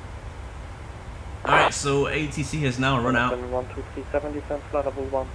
gonna have Unicom on standby, but I'll leave this guy just for some background noise, because I don't know. What aviation nerd doesn't like to listen to you know, radio chatter in the background? I know I do. We will bring back the Microsoft Flight Sim sounds and bring back the music for some in-flight vibes. Also, if you guys are interested, I also have videos of me working on the ramp at my local airport as a ramp agent, pushback driver, and load master. So yes, that's also something. Vincent, it's pronounced Ajaccio. Am I saying that right? Is X pronounced she? It's a French island. Okay. Ajaccio. Ajaccio? Okay, all of you guys are pronouncing it differently. I don't know who's right. Alright, so he's only cleared to 24,000 feet. We're supposed to go to 32. Now that we're on Unicom, we can basically do whatever we want. So let's go ahead and actually 35,000 for cruise. So I'm going to change it to 35,000 feet, and we'll continue up to 35K. That's our final altitude. Thank you, Steven. Yeah, man. You know, I love aviation, and I still want to be a pilot. I do. I'm not giving up on that dream. Obviously, things keep getting in the way. Real life stuff, or I mean, becoming a pilot is real life. But like other life stuff gets in the way. I'm married. I don't have any kids, but I am married, and we just got a new house recently, so that's been priority. Taking care of that. Had some car problems recently, so I had to take care of that too. So, you know, finances are going that direction, but definitely still want to be a real world pilot. I want to fly. I want to do this for a living, and I'm gonna make it happen. I'm just hold me to it. Serious. Hold me to it. I'll tell you, when that day comes, I've already posted my discovery flight, which was a big deal. But when that day comes, when I first get my first rating, bro, the world is gonna, like, if you think the world is flat, you're wrong. But on that day, it is. On that day, it will be. Everything's gonna be backwards when I become a pilot. So that's gonna be great. All right, so we are asking for 35K. It's not climbing. How do I say, hey, climb? Turn VNAV off and back on. Let's try that. Maybe that'll work. I don't know. Yeah, I think it's working. Cool, it is. Traffic. Uh-oh, traffic. Oh, traffic is real close, too. Oh, behind us. Traffic behind us. Let me get the good old drone camera. Yeah, I think the plane is actually trying to avoid the traffic. I can't remember if this plane does that. I know that either this plane or the Phoenix does it, where if there's traffic near you, the plane will actually take over and try to get away from all that. Alright, let's get the drone back on.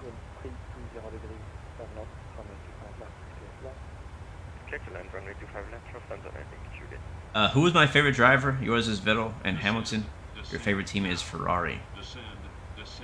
My favorite team?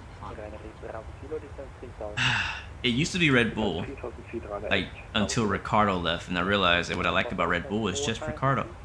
It has nothing to do with Red Bull. But I do still like Red Bull. You know, I want to have some competition, but you know, it's yeah. Favorite driver though is Ricardo.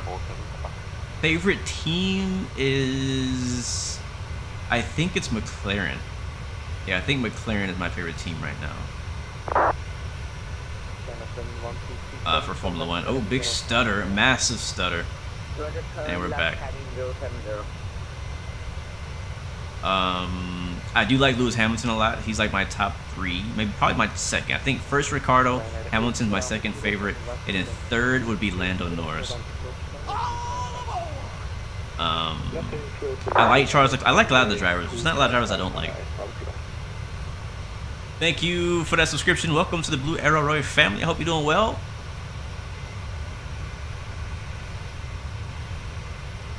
If you're just joining us, we are en route to Ajaccio, Agaccio? I don't know, a French island. And just took off out of Brussels. Matter of fact, this is a good time to show you guys where the heck we are, because it's just better if I show you. You know? Where is it? There it is.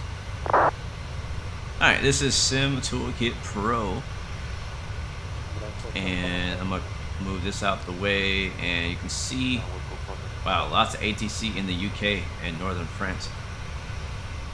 So took off out of Brussels with some ATC. Now we're on our own, flying all the way down to this French island here. If I go over to the live map. Oh yeah, I do like Alonso. He's not my favorite, but I do like him. Like, I want Alonso to be successful, but he's not my favorite. Like, if it came between him and Ricardo, I would pick Ricardo. It's funny because depending on the scenario and the race, I may root for someone else. Like, if Alonso's having a really good race and he's in position to get some points or to get a podium, I'm rooting for Alonso. I'm like, yeah, man, I want him to get that success. I know that this is going to be a big deal for him. I've watched all the seasons of Formula 1 Drive to Survive, so I'm kind of like emotionally invested in all these drivers. Looking forward to next year's season as well. But yeah, I'm a big Formula 1 fan. The Mexican Grand Prix last week was kind of not the most exciting. But NASCAR, have y'all seen the NASCAR stuff? Man, NASCAR went viral this week, and actually the guy who went viral is my pick for the championship this year.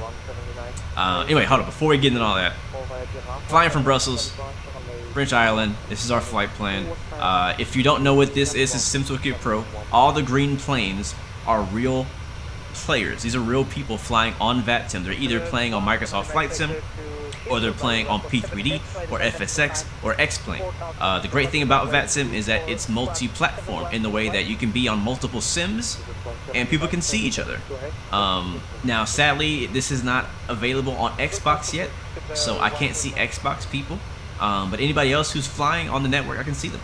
You see, Europe is littered with tons of people. As every day is, Gatwick and London Heathrow are crazy busy. That's like an everyday thing. But yeah, there's people flying all over the place. Spain, Madrid, Turkey, Russia, the Nordics, Norway, Sweden, Finland, all that good stuff. We got people in freaking Iceland. US has traffic. Why is it that every time... This is where I live. I live in Houston, in Texas. And when I want to fly in my hometown, there's no ATC. But whenever I'm not flying in my hometown, there's ATC. We gotta go back to Houston. We also need some freaking scenery, because the scenery is horrible right now out there. Anyways, yeah, so this is Vatsim, SimToolkit Pro. Just want to show you guys that where we're at. So we are as of right now, we are an hour away from our destination. Oh yeah. Yes, Jeff, go Astros. Yeah, I know I don't follow it too closely, but I know that Astros are looking good. I'm not sure if the championship's over yet or if they're still, doing it. Yeah, big deal. Everybody out here is talking about the Astros and the World Series for baseball. I'm just not a big baseball fan. I did, by the way, go to a baseball game a month ago, I think now, with Midnight Maverick. Again, we had Midnight Maverick on the channel as a guest, and he came into town, and he's a big sports fan, big baseball fan, and he wanted to go watch his home team play against the Astros in Houston. So it was an away game for him, a home game for me. So we went out there together, really fun. Posted a picture on Instagram. But yeah, good stuff. I have to fly to Frankfurt tonight. Why? Why do I have to fly to Frankfurt? Oh, we're one game away from winning the World Series. Let's go Astros. I'm down for that. But yeah, so Formula One, I'm a big fan. If you're new to the channel, I'm a big racing fan. I've watched every race. I've watched every episode of the Drive to Survive series on Netflix. And same way with NASCAR. And NASCAR's final race is coming up this coming weekend to crown our champion. Oh snap, we got an escort. F-35 is in the house. Contrailing with us, thank you so much. Yeah, so big racing fan. I play a lot of racing simulators like iRacing. I play Formula One 2022 as well. And I played Assetto Corsa, but I don't really play it anymore. I love Forza Horizon, all of them. And yeah, so that's me. I'm a big racing fan. Racing, aviation, and trains. That's me. Because Frankfurt Friday, we'll have to save that for another Friday.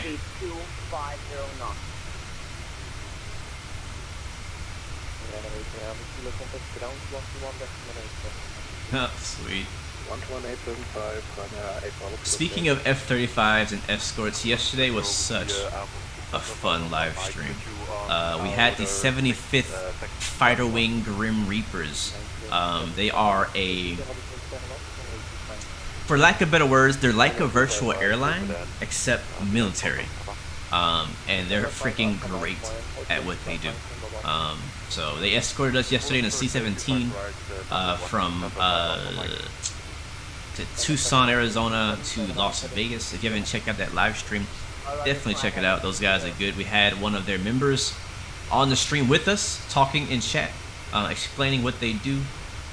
And I learned a lot, and I wasn't kidding when I said I am actually interested in joining those guys and what they do. I wanna, iron out my skills as well as flying fighters in Microsoft Flight Sim. And I just, it's just good to be connected to a community of people who like, have a similar interest. So I'll definitely be keeping those guys in mind and seeing if I can do anything with them again in the future. So one thing I really want to talk about in our stream, and I think you guys, I don't know how you guys are gonna feel about it. So let's see. Finally, me, Blue Games, I am going to build a new PC, and I'm gonna build it myself, or at least that's the plan. I'm really early in the planning stages, but in chat multiple times we've been talking about my PC specs. You guys have been recommending me upgrades and things like that, which has been great. But it's come down to the fact that I just need a new PC. The things that need to be upgraded on my current PC can only be upgraded so far, and I'm gonna have to change out my motherboard. And when you change out the motherboard, you might as well just get a whole new PC. So I need one anyways. I've had this current PC for going on 6 years. Didn't even realize that until I started looking into making a new PC. I went to find my current specs. I went to find the email of when I bought this PC. If you don't know, my current PC was built by a company called Maingear. It's maingear.com. What they do is they build PCs just like any other PC building company, and they make it for you. You customize it, and they make it for you. So I built that back then. I built it around Black Friday time, so about the same time, that I'm trying to do it now. And I wasn't comfortable with making my own PC. I'm still not 100% comfortable, but I'm learning. and they built it, had pretty good service, and turned out pretty good. And so I've been using it for now 6 years. It's lasted this long. I've only upgraded my RAM, and I've added an SSD drive. I haven't changed anything else. I haven't done anything else in this computer except for that, and it's been working pretty good. It's, I believe, liquid cooled or something like that. So, but it's time for me to upgrade. I've been having issues with performance, as you guys saw in like DCS World, sometimes in X-Plane, and it's just starting to weigh down on me. And it's time to upgrade, man. VR is progressing in technology, and I'm starting to fall behind on that. And if I want to really take advantage of these new simulators, if I want to take advantage of the new technology that's out there, I need to get a new sim that can handle it. So it's an investment. So yeah, I'm gonna get a new PC, or I'm gonna build a new PC. I've been researching this past weekend parts that I may need. My goal and what I want to do is I want to get the best of what's available right now. Probably won't finish this build until coming up on the new year, hopefully. It's kind of, I'm labeling it my Blue Games 2023 build, because realistically I don't see myself finishing it until the beginning of next year. But I want to start collecting parts, buying parts. Black Friday is coming up, and I'm gonna start looking for deals. Hopefully I can get, I'm probably not gonna get any deals, honestly, because everything that I'm trying to get is like new, and as you guys know, new stuff don't go on sale. So it's very unlikely to get really much of a discount on much things that I want. But I might get free shipping. I don't know. We'll see. I'm gonna see what offers are out there around the Black Friday, holiday time, and try to make the best of that. But yeah, so looking to get the best of the best. So we're talking like 4090s. Yeah, I'm not kidding. RTX 4090. I'm kind of waiting though. We'll see towards the end of the year if anything changes. If we get another edition or version of the 4090 before the year is up. But whatever is the top, that's what I'm going for. From what I'm hearing, GPUs are not as difficult to find. They're still, sparse, but they're not as bad as they were a year ago. Prices are not great, but not as bad as a year ago. So it's getting better. Not quite there, but it's getting better. Looking at it, getting a really good CPU and motherboard. So yeah, I'm starting that journey out now, from scratch. Again, I don't know anything. I want you guys to just understand and know this. I'm not some tech guru who knows everything about everything when it comes to PC and PC parts. I don't know a whole lot. So I've been asking people like Starly. He's been helping out in Discord, helping me understand and helping me pick parts. Nathan as well has been helping me pick parts. So I'm asking the community for the suggestions on what they recommend, what's out there, what's good, because I'm just not in the know in that area. So watched a ton of YouTube tutorials this past weekend about how to build a PC.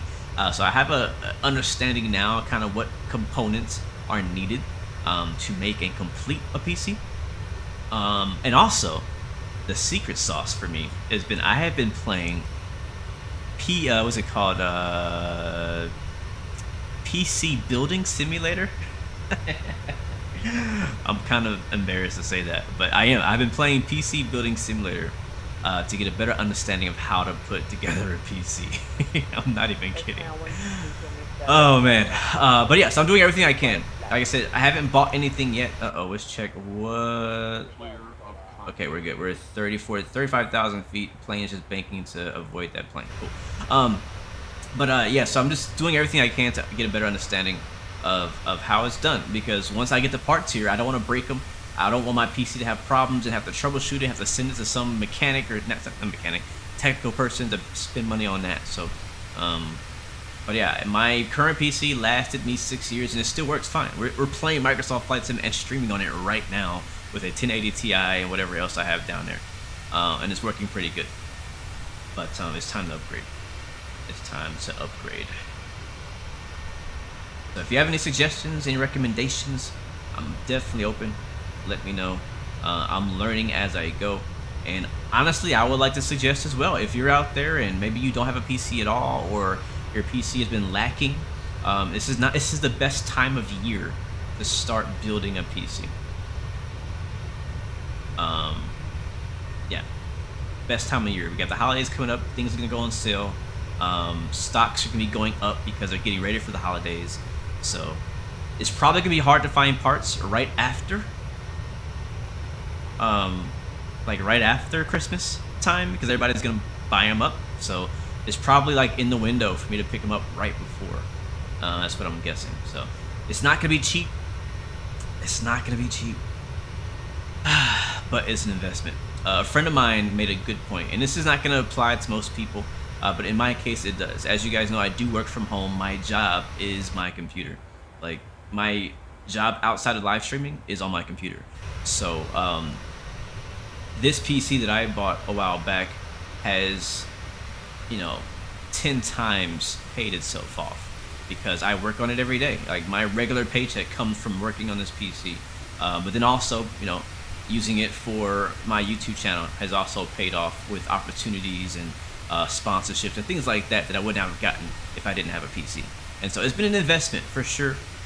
It was tough for me to spend the money when I first got this PC. You know, before this PC, it was a laptop, a MacBook Pro that was not made for gaming at all, and streaming from my phone. That was what I was doing before I got this PC. But so yeah, so now I'm kind of in a similar situation where it's like, it's really hard to want to spend that much money on a PC, especially when I'm trying to make, which is a freaking monster. It's gonna be a NASA computer. You could probably launch Elon Musk spaceships, SpaceX, you know, launches with this thing. But yeah, I'm trying to, I'm not gonna say future-proof, because you can never really future-proof a PC. There's always gonna be better hardware. There's always gonna be better stuff out there. But I want to at least make it last for a decent amount of time. At least another 5 years. You know what I mean? So, yeah, that's the concept. So just want to let you guys know I'm starting that journey. Planning on building it myself. You know, if an opportunity comes up where I can have it built or something like that, then I'm gonna jump on it. But as of right now, the goal is to customize it and build it myself. So that's the idea. So I'm going down the rabbit hole. Yeah, I'm talking top everything. I mean, top-notch GPU. So we're going to 4090, 13,000 series CPUs and DDR5 RAMs. This is stuff I didn't know what it meant last week. Now I do. So yeah, it's starting up. So I'll definitely keep you guys informed on how things go. I'll be documenting the process when I do build it, and will definitely be a video about it later on. No, Gear, we'll have to talk about that later, but yes, yeah, sure, yeah. Oh, Scaper, that was you. That was escorting us. Sweet, man. You got to refuel. You had to break off. Yeah, I understand. We're doing a decent trip, and I'm pretty sure just getting here, you probably used 75% of your fuel just getting to me in the intercept. Emily, I am on Vatsim. Yes, I'm on Vatsim. I think I'm on Vatsim only, actually. I can't remember if I turned back on Microsoft traffic. You can try. I'm not gonna pause to go look. Look at this view, man. It's beautiful. But yeah, I'm not sure if I'm using Microsoft traffic. I think I am. I'm pretty sure I have it turned on.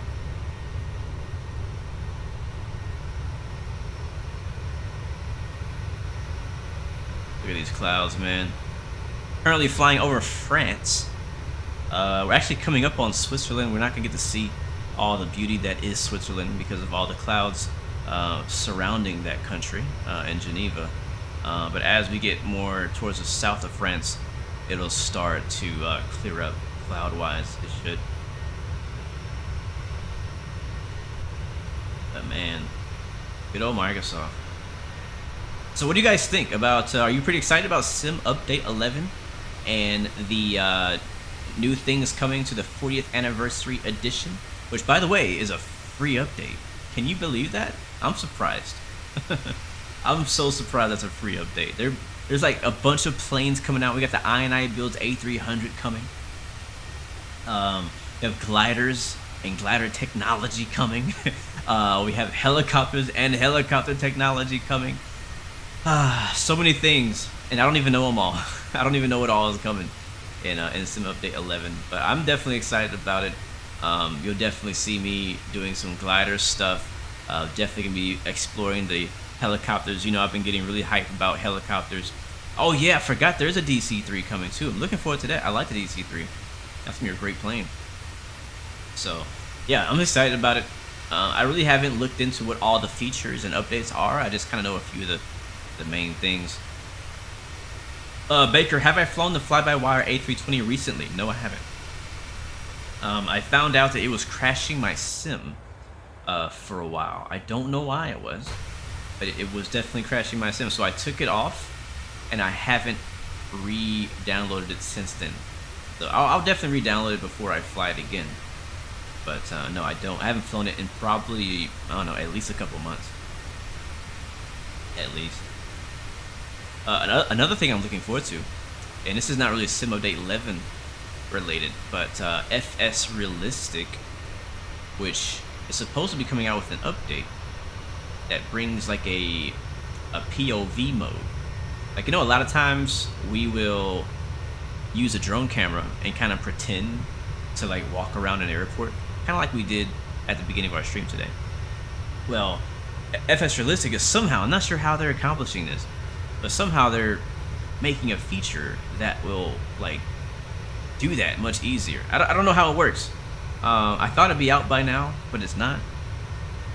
But it is coming. So we'll see when that comes out. And again, obviously, Flight Control Replay V5 is out now, as you can see. We'll be using that today, and I definitely recommend you guys go check it out. It has a lot of great features. But what server am I on? Probably USA East. But again, I don't want to pause and look. We have an hour-and-a-half flight today. We are still 43 minutes out from our final stop today. Again, cruising over France, over the overcast skies.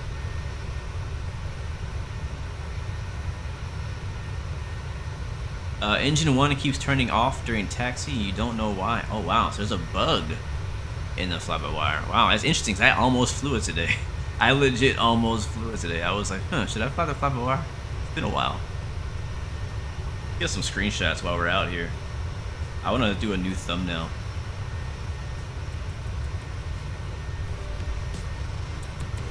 Let's see.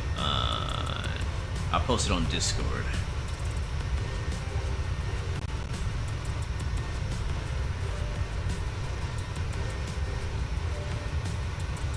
Yeah, I can see how frustrating that can be, man, if your engine keeps shutting off. Yeah. Yeah, I agree, man. This game is gorgeous. I agree. I feel bad. I'm gonna be 100% honest. I feel bad that I haven't spent more time in X-Plane 12. X-Plane 12 has a lot to offer. It's a great game, great sim, I'm sorry.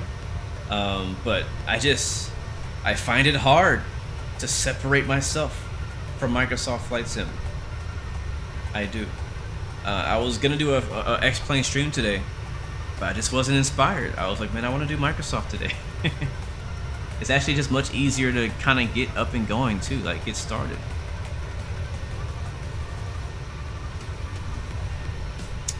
What happens if you crash? Great question. If you crash, you just kind of bounce like a ping pong ball. There's no like crash explosions, unless, you know, I could make a video of me crashing and put some special effects on there and make it look realistic, but that would be video editing magic. But in the game, there's no like fancy, like, it's not like Grand Theft Auto when you crash into a bridge and you blow up, sadly. And it's not like BeamNG where you hit something and your plane or your car bends. That's not a thing in Microsoft. I would like it though. I mean, I get it. I don't get it. I don't know why we can't do that. I don't know why all the flight sims like, nah, we simulate flight simulator, like flying, not crashing. Like, I think you should simulate crashing too. You know, the people out there who, as a job, have to, I know, I have crazy ideas. The people out there who, as a job, have to troubleshoot why planes crash and go through all the rubble and stuff like that. We should be able to simulate that. Am I wrong? No, I'm not wrong. We should be able to simulate plane crashes. That sounds bad. It sounds really bad. I'm almost taking that back. But it's definitely a benefit of simulating a plane crash. And like when I say simulate, I mean like the wings coming off a certain way, the engine's breaking off. Like, wouldn't it be helpful to the aviation industry to understand, hey, if you do this certain thing and your engine breaks off, will it, you know, or our engine fan breaks off, will it hit the fuselage or hit the wing and break the wing off? Like, there's little things like that. I know that they do these simulations. We just don't have access to them. I mean, it could also be used for bad things, I guess, but I don't know. Hot dog guy, what's up, my friend? Thank you so much for liking the video. Thank you, my friend, for that love and support. Thank you so much. There's crashes and Microsoft Flight Sim down in your heart. Yeah. I mean, besides crashes to desktops, that's the most eventful crash you'll get in a Flight Sim. Harry says this is your favorite airline. Sweet, man. I'm glad we're flying with you today.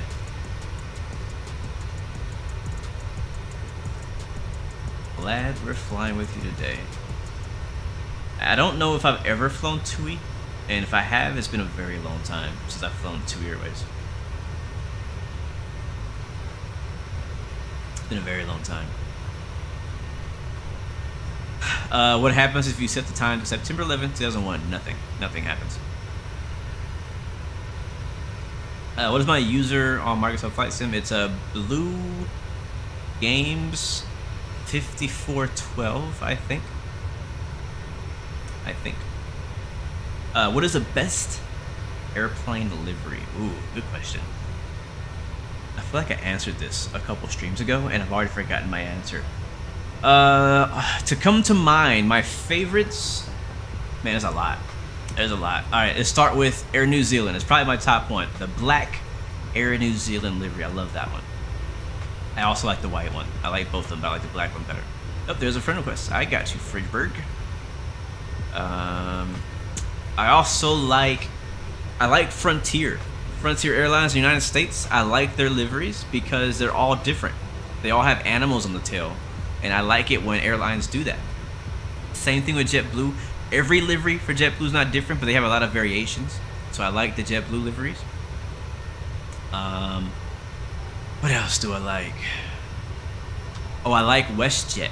WestJet has a lot of really cool specialty liveries, like the Disney ones. What else? I'm trying to think what other ones are out there. I know WestJet has a lot of really cool specialty ones. I think same for Alaska. I think Alaska has some specialty ones as well. I like the United Star Wars livery. That's always been a favorite of mine. Every time I see it, I'm like, ooh, look.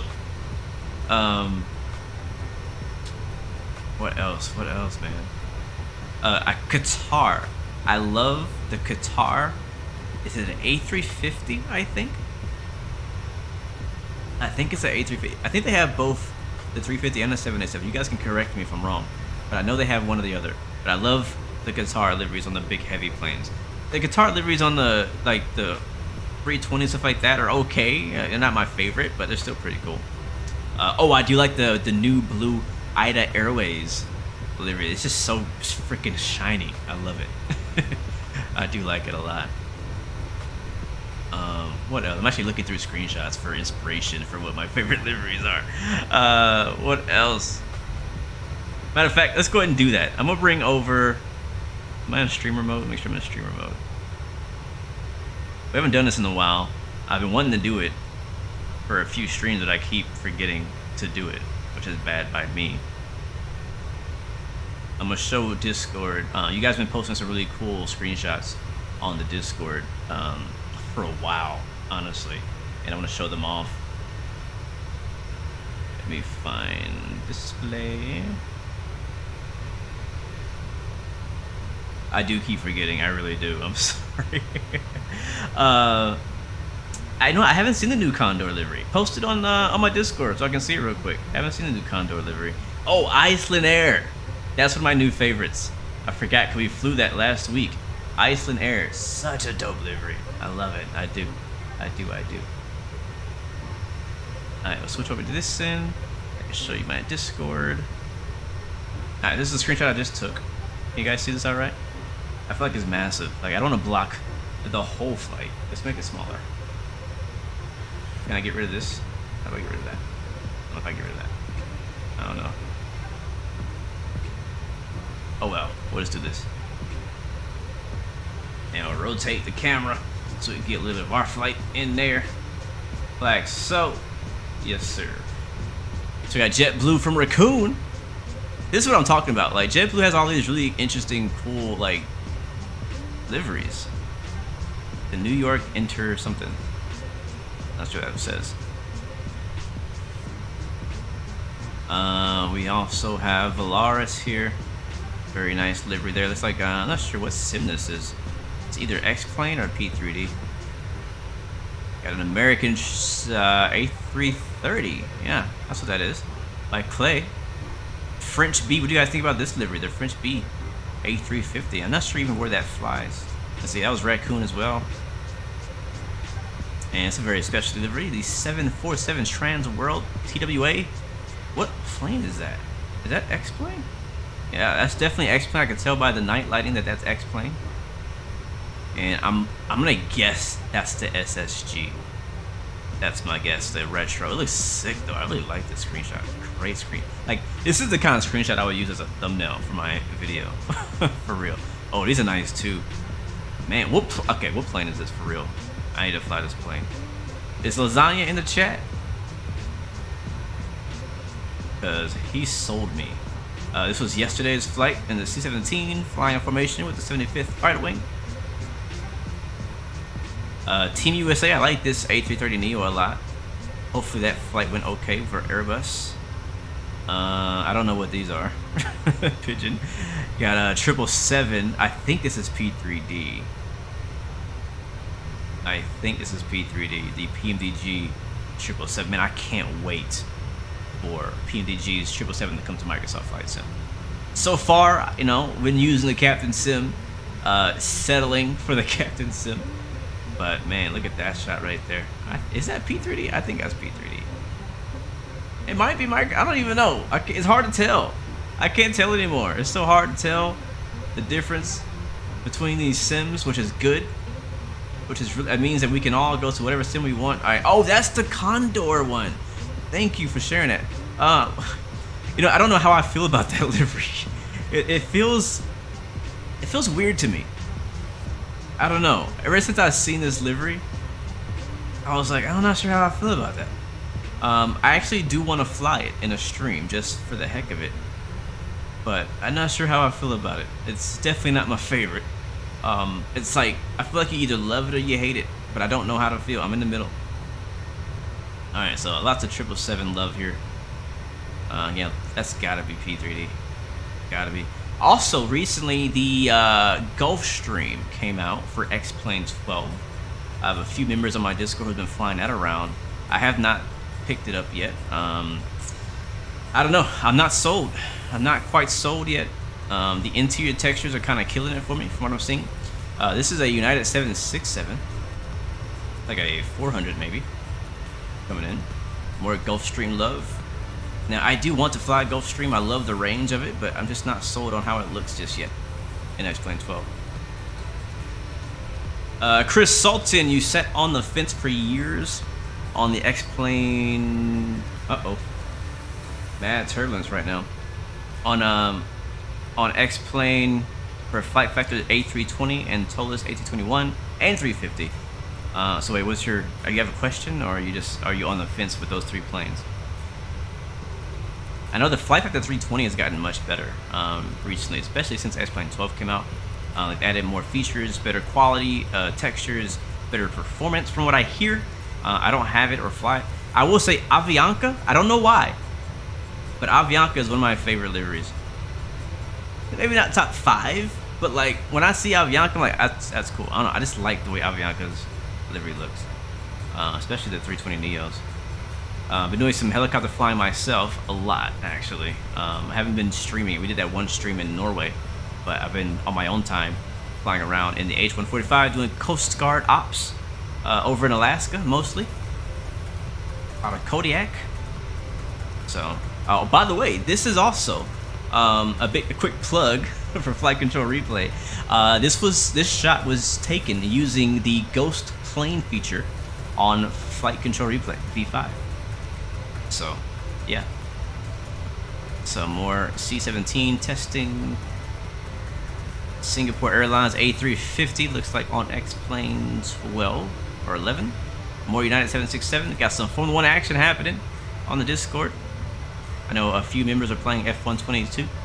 I've been playing a lot of F1 managers. I haven't spent a lot of time on F1 22 since F1 Manager came out. I literally, as soon as F1 Manager came out, I haven't touched F1 2022, which is sad because I love that game. I just started season 3, by the way, on F1 Manager. Season 1, I finished, I don't know, I think maybe 10th or 9th in the points, maybe, as Aston Martin. That's a cool livery. Star Lux. I've never seen that one before. That's a A330 Neo. That's cool. And season 2, I finished 2nd in the constructors, and my number 1 driver, Pierre Gasly, which is one of my drivers for the Aston Martin, finished 2nd in drivers points. And now in season 3, we're kind of looking like a 5th or 6th place team. I'm not sure how we went backwards, but we're trying to build a team back up to being a race-winning team in the new season. Yeah, that Singapore Airlines 350 looks pretty, or 787 looks pretty sweet. It's just Austrian Airways or Airlines. That's Autumn. That was me flying in the Piper PA-28 with Josh last week, flying through New York up the Hudson River. Let's see, anything else? More Gulfstream action. It's AVH 360. Like, this screenshot looks pretty good, I ain't gonna lie. But I don't know, it's not sold on it yet. Something about it just doesn't seem right. I can't put my hand on it. Nemo is a great screenshot in United. Looks like a 737-700.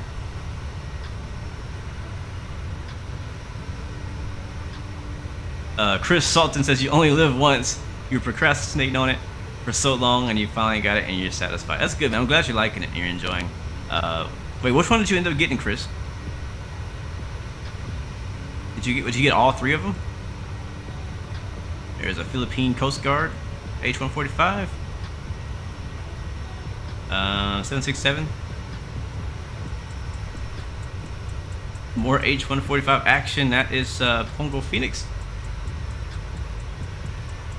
Oh yeah, this is I'm not sure if you guys see the video yet. Posted a video earlier, I think this week, doing some VFR. What's it called? VFR. Dang it. VFR camping trip. That's what it was. Now this is not that. This is actually me flying the H-145 doing a mountain rescue mission in New Zealand. But I should have a screenshot in here somewhere of me landing somewhere and posting the camping stuff. Now this is another, again, I told you I've been doing a lot of helicopter flying. This is another screenshot I posted. This is actually a mission that I'm actively building over in Alaska with the H-145. If you're actually interested in trying it out, let me know on Discord. I can send you the file for this mission, and you can do this mission over in Kodiak, Alaska. It's pretty cool. I haven't made a video about it yet. Don't know if I will. I was gonna do it, but I don't think I'm gonna do it anymore. But the mission's still fun to play. F-22 action. Yeah, this is more screenshots from that same mission. So I placed some people down, some cops and ambulances and things. Really cool, actually. And me messing around with boats in Microsoft Flight Sim because that's a thing. Here it is. Here's a camping gear by Parallel 42. And our group flight. This was us attempting to fly Kit Fox. This is actually Josh. It's another screenshot of me doing some more camping in the wilderness in the Savage Gravel tail dragger. This is Airbus and the MD-11. Now this is a plane we gotta fly again. It's been updated for X-Plane 12. One thing I noticed, even though it is compatible with X-Plane 12, for some reason they didn't include the rain textures, which is so lame. One of the main things I look forward to in X-Plane 12 is the freaking rain textures, and they didn't include that. So great livery there. But I want to fly it. I love that plane. I want to fly it some more. And I've heard that we should be seeing a DC-10 MD-11 type plane coming to Microsoft Flight Sim in the near future for free. Micah Boy flying the F-18, having some fun around. Looks like Egypt possibly. So you got all three. You got the 320 from Flight Factor, you got the 350, and you get the Tolos A221. You already have the 7.6, 7.5, and 7.4. But it's worth the while investment.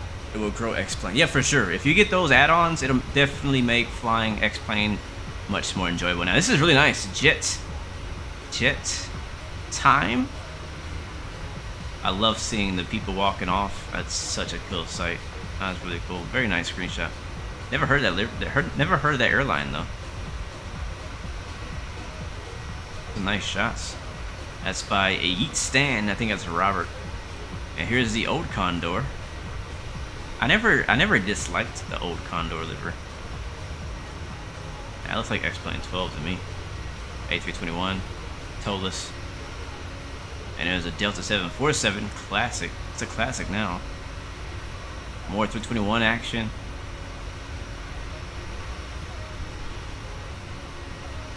That's Jet Time. I never heard that airline in my life. Jet Time. Got some CRJ. See, some people still fly CRJs. It's good to see the CRJ being flown. Got Korean Air 777. Looks like Microsoft Flight Sim. Airbus. Oh, Airbus. I remember. I'll give him a quick shout out. I remember he did. Him and someone else. I think Raccoon actually on my Discord. They did a transatlantic flight from the west coast to the east coast in a Cessna 172.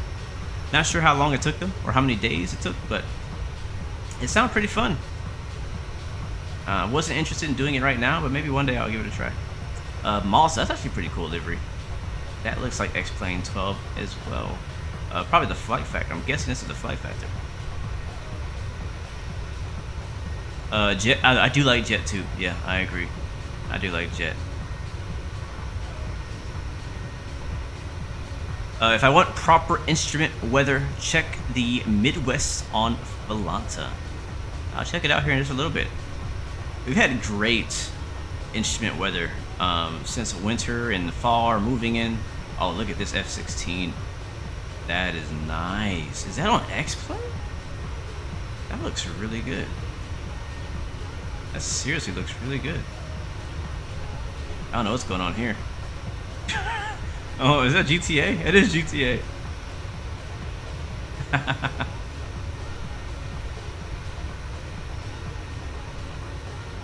Let's see if I find anything else while we're here. More cool shots from Micah, Lasagna.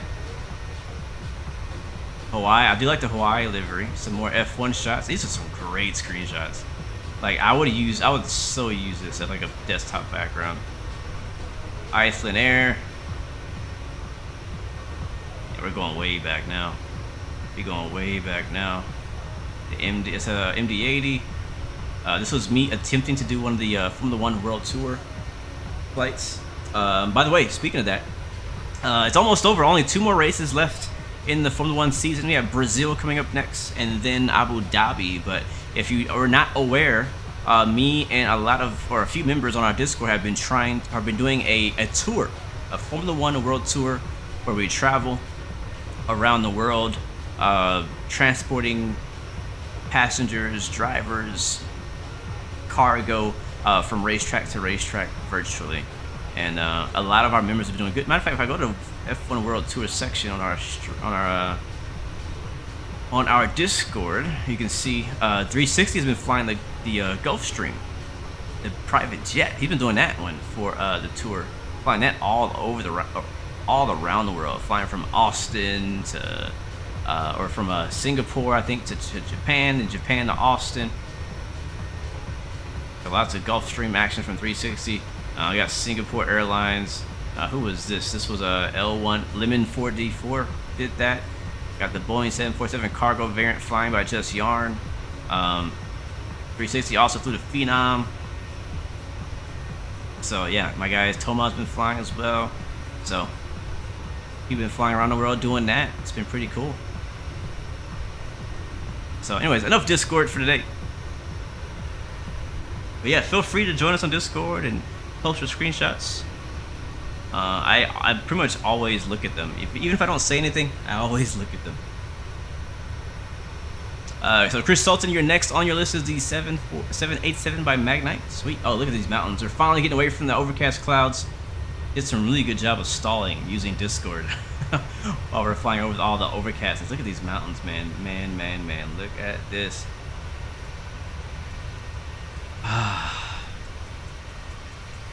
I'm so thankful.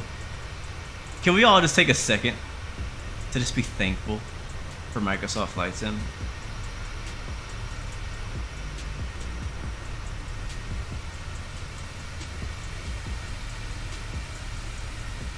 Yeah, we just broke out the overcast layer over there. Like, thank you. Like, we don't pay any extra cost. Seriously, we don't pay any extra cost to get this. To get this scenery down below us. Now, yeah, the plane is an extra cost. That's not what I'm talking about. I'm talking about the scenery itself. Being able to fly around the whole world and see it, see the imagery is just something special in my opinion. By the way, we're 85 miles away from our top of ascent, and we are 22 minutes out actually, so we're not too far out. Matter of fact, we're about to see the last bit of land as we are going over southern France right now. I'm gonna cross over the ocean and into that French island that we talked about that we can't pronounce. Got a few snow caps down there. It's probably getting cold this time of year. Yeah, seriously, Baker, I'm the same way. Like, I've been flying this sim for 2 years or more, maybe 3 years. How long has it been? I'm not sure. We've been flying for a long time, and I still get amazed and surprised by the scenes that I see. Like, every flight just feels slightly different. And this is why I think it's a great idea to go out and branch out to different airlines, different routes, different countries, a lot of places you've never been to, because you get to see, you get this feeling very often. Off our left, you can see you got rain. You can see those dark clouds and that shadow underneath. Most likely that's rainfall.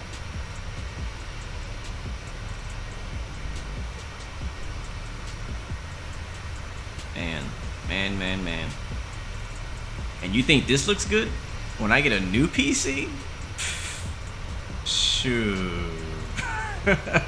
We're gonna be butter smooth. What's my average FPS looking like? I don't have it up on my screen right now, but I'm guessing like 30. Like minimum. Yeah, just over 2 years now. And still amazed, man. Still amazed. You see off our nose, we crossing over the ocean. I'm gonna wait till we get over the water before I show you guys the map again. I just wanna, you know, we only have maybe a few more minutes of this scenery. Just wanna appreciate this while we can before we move over to the map. We'll take a look at our flight plan. We'll also take a look at the weather over in the Midwest, as he said. See what the weather looks like out there. It's Friday. It's Fly Day. I know a lot of you guys are looking forward to getting in the sim. You may be at work or at school, whatever you're doing. Maybe you're not. But you know, very popular time to fly is the weekend. So if you guys are looking for places to fly, you could always do this flight. Or we can take a look at the map, see where the traffic is, see where the weather is, and get you some nice flying. Look at that. You can see the coast off our right as well. Look at that. She's posing for us. The sun is setting, but we should get there before it gets all the way down.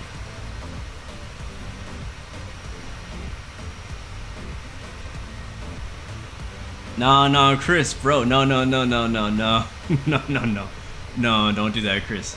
Don't do that, Chris. Hey, you just bought 3 planes on X-Plane 12. Stick with it, my friend. Don't worry.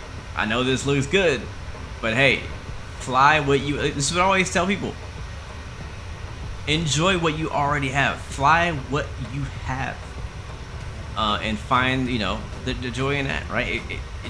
Fly what you enjoy and enjoy what you have. That's what I should say. Fly what you love and enjoy what you have. Or no. Yeah. Well, that still makes sense. What I meant to say is fly what you have and enjoy. I don't know. I said it so many times and I forget what I said. Point is, X-Plane 12 is a great flight simulator. It really is. And you can have some great views as well if you use ortho. The planes are great. Some of the best planes you'll get on any flight simulator. So Yeah, just appreciate that, man. I mean, eventually, if you have space, the money, and the time, you can also invest in Microsoft Flight Sim. For me personally, I can't see myself really living without either now. If I were to uninstall X-Plane 12, you know, I may be okay for a little while, but eventually there's going to be some plane or some add-on or some change to X-Plane 12 that's going to be like, I need to go back and read down X-Plane 12, right? And I definitely can't uninstall Microsoft Flight Sim. Like, I think, honestly, Microsoft Flight Sim, and it's crazy that I'm saying this, Microsoft Flight Sim, I think, is now my main flight simulator. That's my first time saying that. What airport is that? Is that Nice down below us? Yeah, that's Monaco down below us, that airport that our nose is touching. No wonder it's so beautiful. I love flying into Monaco, into Nice.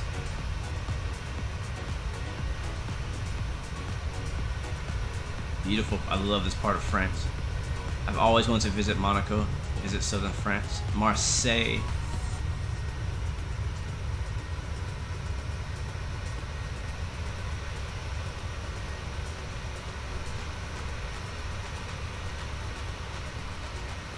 You're dying, but get you something to eat and come back. We got just a little bit more time in the flight. We'll be descending in just a few minutes.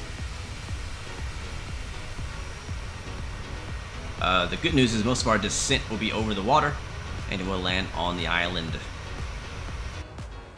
I keep thinking my nose is pointed up, but it's not. Right, there's Monaco down below us.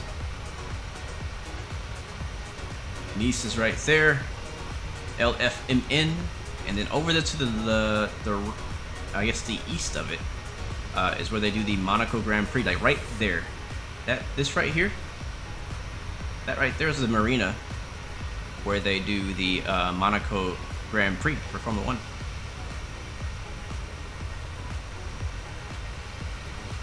And also, apparently, the home of many F1 drivers. A lot of F1 drivers actually live there.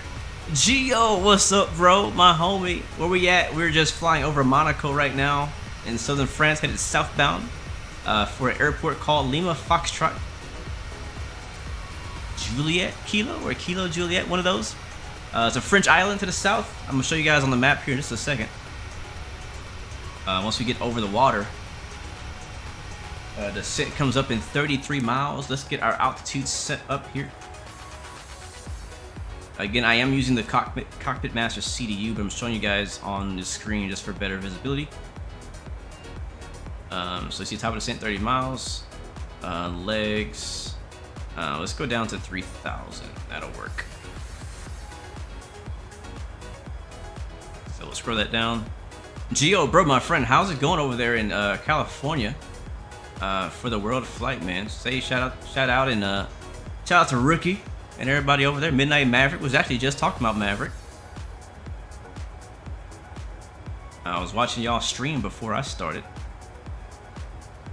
and I'm not sure if you guys are still live now, or I think you had like an hour and a half left when I stopped watching before my stream started. All right, so we got our bottom altitude set. In a 737, unlike the Airbus, you don't have to actually click anything. You just set your bottom altitude, and if you're on VNAV and on LNAV, when you get to that top descent marker on our screen, it'll start descending on its own. It's just that easy. Gotta love Boeing. Gotta love Boeing. So we're looking good. It's been mostly smooth. It's a little bumpy here and there. You can see we're getting a little light chop right now as we say goodbye to the southern of France. Even though we're technically landing in France still, it's a French island. So, but you will need a passport where we're going. We took off in Brussels. Look at that. You see it's a bit windy. Look at all the rapid water waves down there. That's all those white specks are. It's waves. Oh man, look at that view. You still flying? You got your first leg done. Now Mav is flying with chemtrails. Sweet. Tell chemtrails I said hi too, man.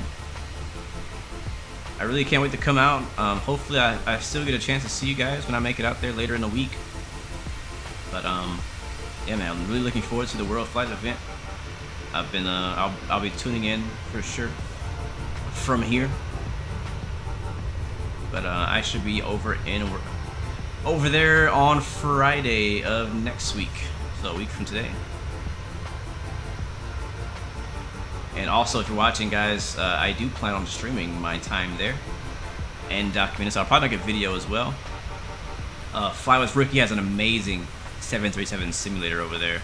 That, I mean, it has a jump seat, it has a galley, like, I mean, it has everything. 1-to-1 scale replica of a 737 cockpit. It's crazy. The fuzzy seats, everything.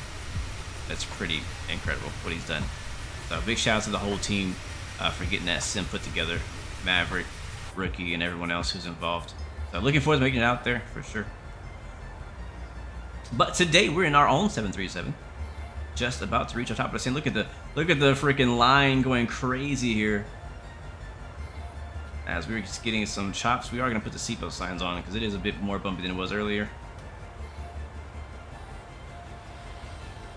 And we do have some cloud cover too, which is gonna make things a bit interesting. All right, so where we land today? I think we're landing on runway 02.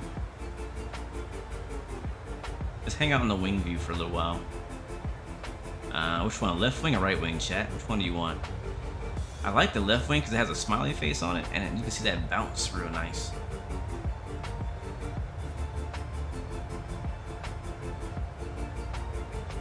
Monaco, yes sir, Arnold. Baker, I just saw your comment. Send it. What's your question, bro? What's your question? What is the question? Alright, charts up. We are landing in a place called Ajaccio. I don't know how to say it. I give up. To assist with customs at our destination, flight attendants will begin handing out forms momentarily. Please review and complete these forms and keep them with you for presentation upon arrival. Alright, you heard the lady. Bottom altitude is 3,000 feet. Oh my god, this Xbox controller is like does not want to center. It just keeps moving. I think I fixed it. There we go.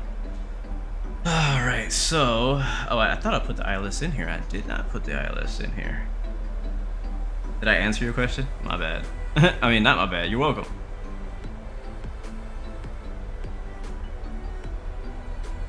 Let's see. Alright, looking for... Oh, I didn't mean to do that. Did not mean to do that. Looks like no ATC at our destination, which is not surprising. It's an island that is probably very rarely visited on Vatsim. I've literally never gone here, and I've never seen anybody fly here before. But there is scenery for it, and I think the scenery is in the description. Lima Foxtrot Kilo Juliet. And I did test it out last night, make sure it worked. It looks really good on Sim Market. How do I know what altitude to be at when in your descent? You really heavily on Microsoft Flight Sim ATC to tell you. Great question, actually. That's not a dumb question at all, man. That's a great question. Stand by while I get this chart, and then I will answer that. Matter of fact, I'll show you. I'm not sure if you use charts. I know you say you use Microsoft Flight Sim's ATC. But having charts is actually very helpful. I know it can be intimidating if you're just getting into Flight Sim thinking, oh, I gotta use charts and you gotta learn how to read them, and yes, you do. And it can be kind of complicated in the beginning, but in the end of the day, a lot of the questions that you're asking can be answered on those charts. Thank you, Pulsar, for the subscription. Welcome to the Blue Arrow Royal family. So I will actually bring that up for you guys, and we'll kind of brief it together. Usually I just kind of do it in the background and, you know, go about my business, but today I'll show you what it is I'm looking at. So this here, oh my god, my screen. Let's just go outside. Alright, here we go. So this is Navigraph. You can use Navigraph to update your AirAC data in the sim, so it updates all your waypoints and GPS stuff.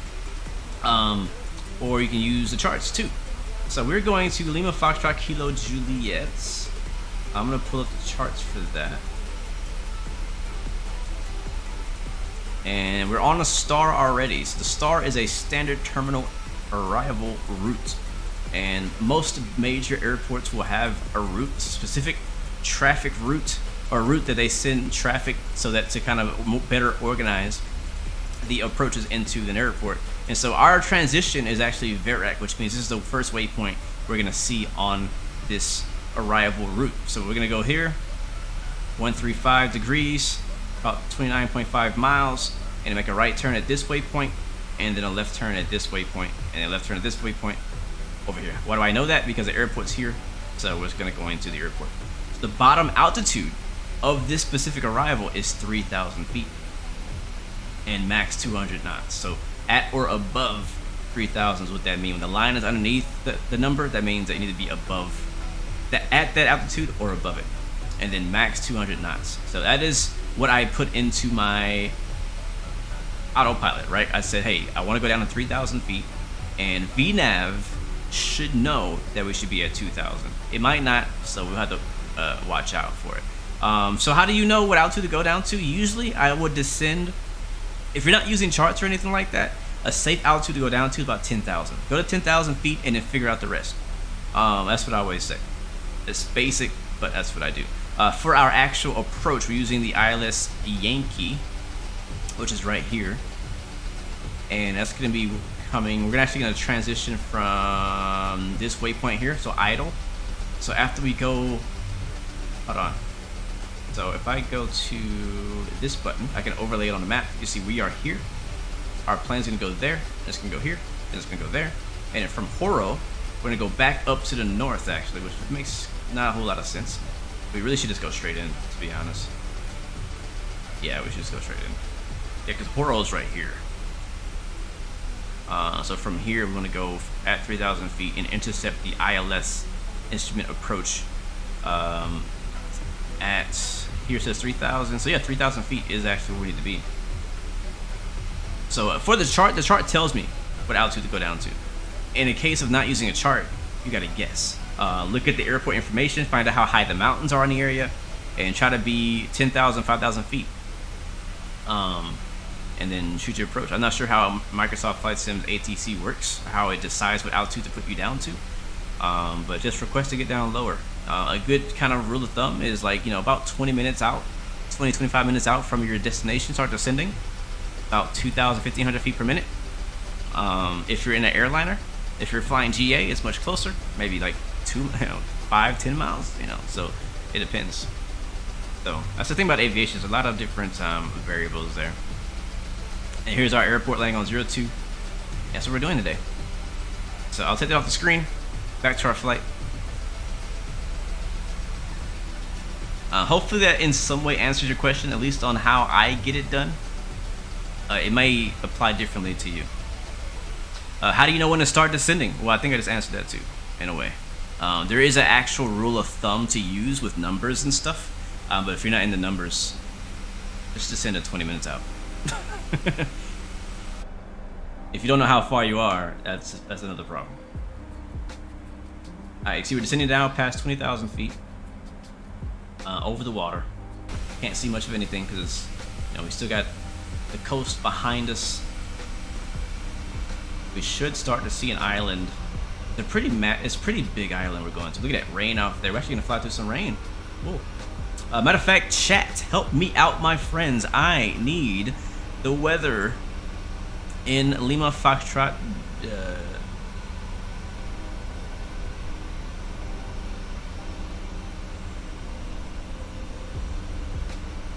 I forgot where we were going. Lima Foxtrot. Lima Foxtrot. What the heck is it called? Kilo Juliet. Give me the weather in chat if you don't mind, so we can get ready for our approach. One thing I need to look at on that chart was the ILS information. We can plug that in. 110.3. Oh, you might get some rain on the windshield here in a little bit. I see some showers ahead. 110.3.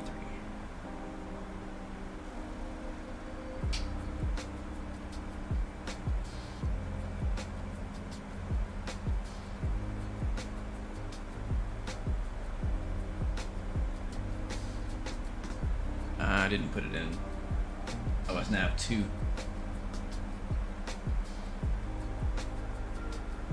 Alright, I'll turn off this Xbox controller because it's really giving me problems.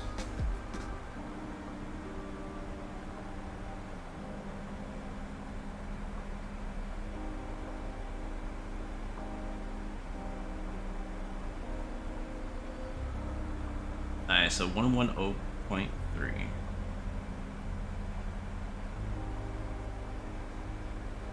There it is. Beautiful, beautiful.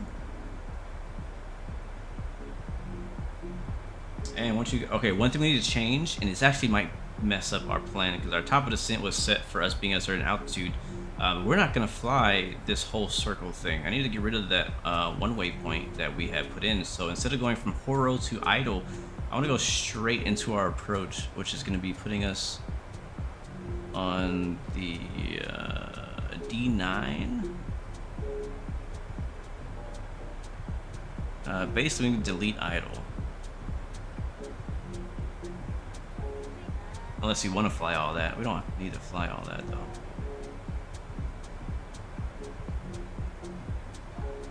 We probably have to now at this point because we've already started descending and we're not going to make it to that level if we change it. So we're going to kind of do a bit of a circle here when we get down. That's my fault. Oh, there's horo right there. I'm trying to think if I change it, are we going to be able to make it down there at the right altitude? Because I have horo here, which is on our final approach, but then I also have horo here at the end of my arrival. There's a whole bunch of waypoints in between. I'm going to go ahead and get rid of them. Let's just do that. So, and if we have to adjust, we can adjust. We can descend faster, whatever. Let's click a horo here. And then come up and click horo here. That'll merge those two and delete everything in between. Execute that. That looks much better.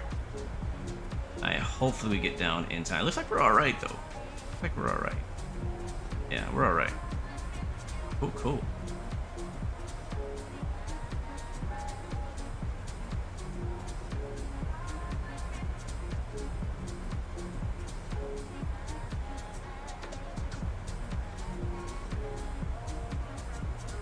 My hardest mission yet, remembering to accept flight friend requests. Yeah, that's actually pretty difficult.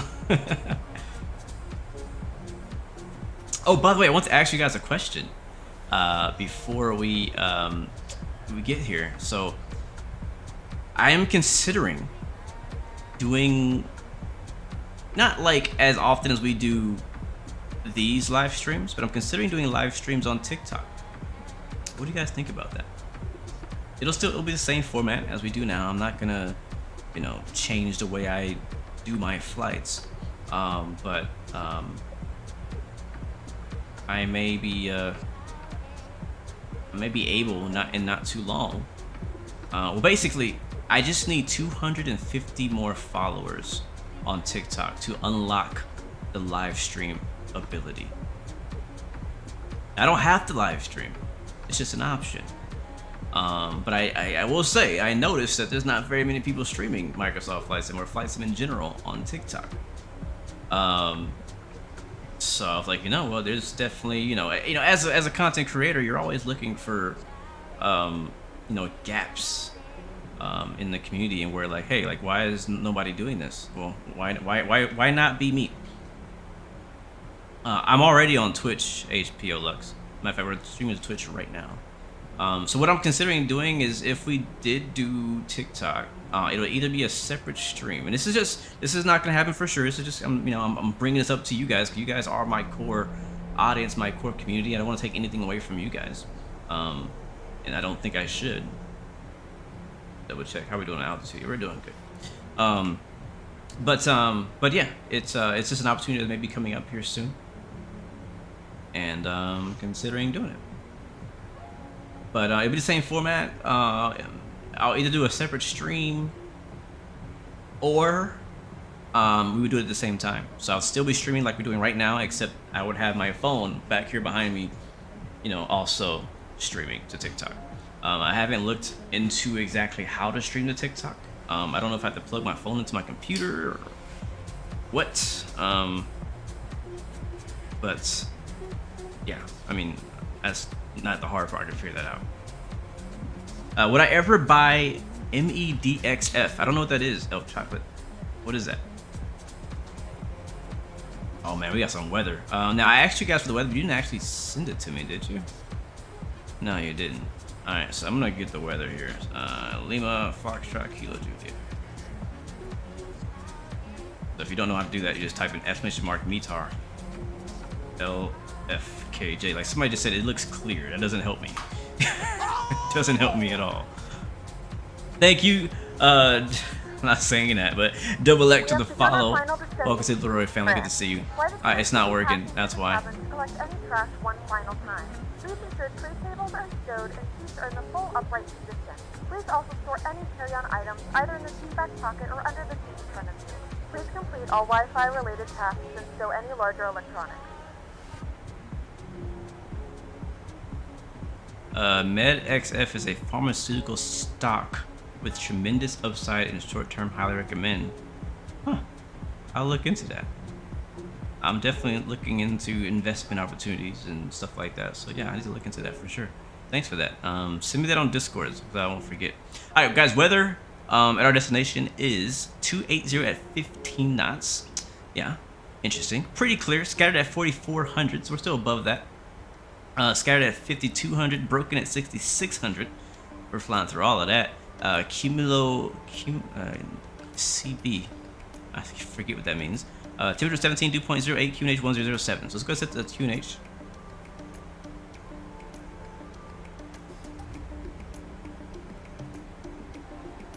There we go.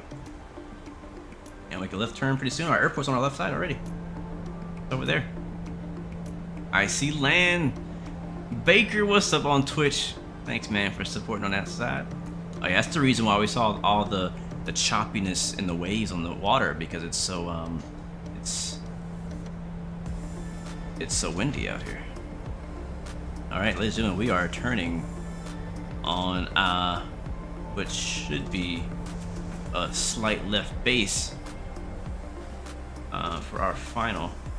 Yeah, we are way too high. Why are we so high?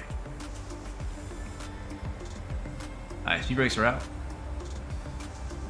Alright, let's go ahead and activate flight control replay V5.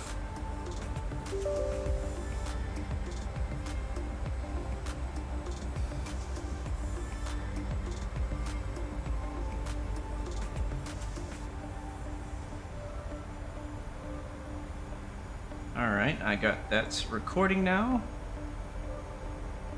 I think it did freeze up just a little bit, but it should come back here in a second. There it is. I'm gonna close out of some applications, close out of Discord. We'll kill the music and focus on our landing here. We are coming in a little high, and that is not good. I think what would be smart at this moment, because we're about 3,000 feet too high, is make a quick right or left. Let's do a left 360 here. Because I've never been to this airport before. It's not a particularly challenging approach or anything, but the airport, like, we're literally landing like right there. Yeah, message on FFC says approach VRF not selected. Yeah, I didn't do that yet.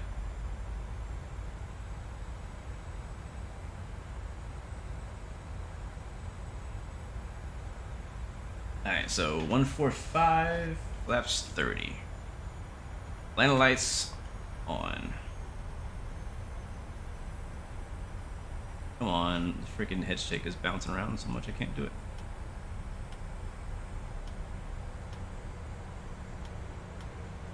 Seatbelt signs are on, wing wells, strobe lights, all lights are on.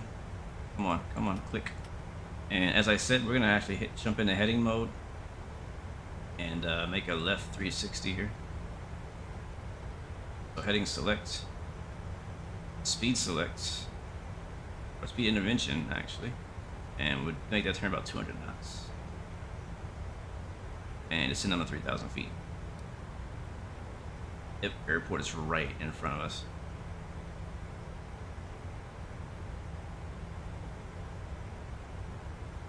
Well, yeah, we just reached 5,000. But yeah, I did the altitude a little early. Transition altitude is a bit high, but I want to get it out of the way because I knew there'd be a bit more stuff to worry about here.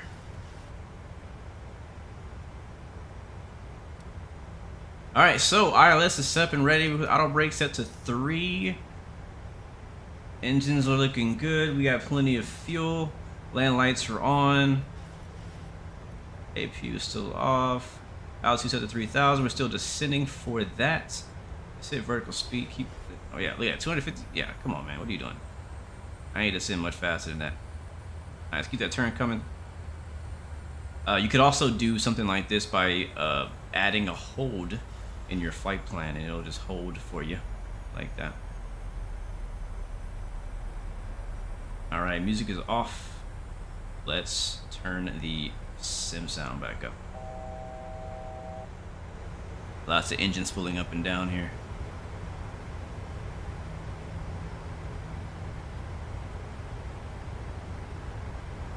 Yep, just look at that, man. That's so nice. So nice. Alright, what waypoint is that right there? Horo. Okay, so at Horo we're supposed to be at 3,000 anyway, so we'll kind of fly back to Horo and come back in. Alright, here comes 3,000. Put the speed brakes away.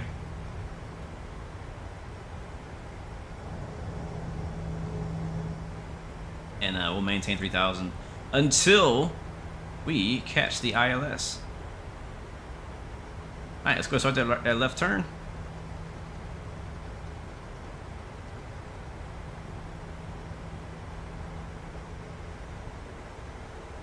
That is actually confusing in Europe, how it's not just one generic transition altitude.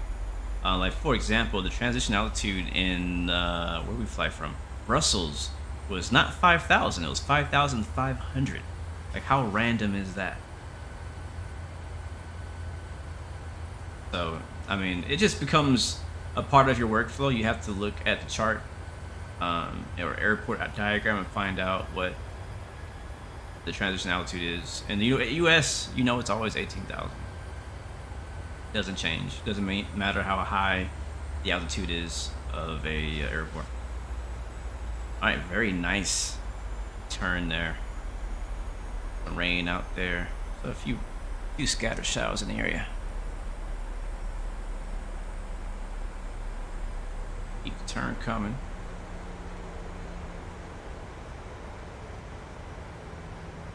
Yeah, seriously, 5,500. It's what it said on the ATIS. It was weird. I was like, really, a half? Oh, thank you. Runway course is 022. Sorry. And LNAV coming back on. And that should fly us continuing on our approach. Hopefully. 002 on the left and 002 on the right. And bring our speed back 190. We are 17 miles DME. And make our call. Wait, what do I call this place? I don't even know how to call it on the radio because I don't know what to call it. What game serves unreachable? What are you talking about? This is like the worst time for this to happen. Like, we're here, bro. We here, bro. I don't know why.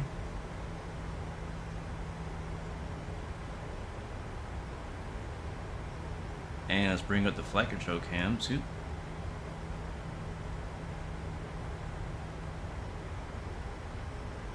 I really need to get me a stream deck. Like, I need a stream deck. Wrong one. There we go. Thank you guys for reminding me about the runway course. And we'll put approach mode into armed. We have not yet crossed the localizer, but when we get there, we'll have it. And flaps.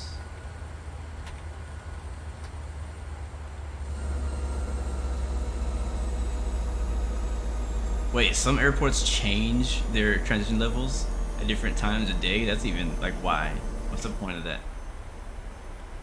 Alright, we are now on the localizer.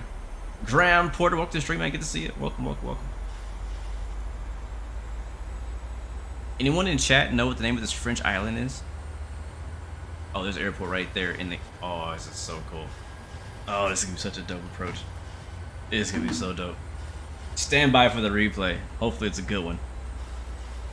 And by a good one, butter.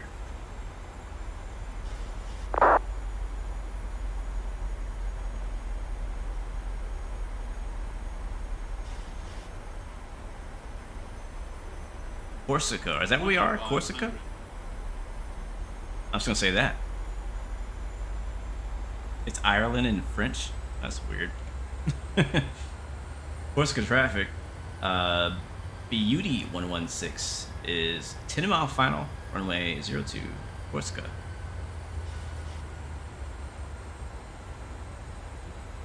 Let me know if you guys are still seeing me okay. I'm looking like my internet might be going out.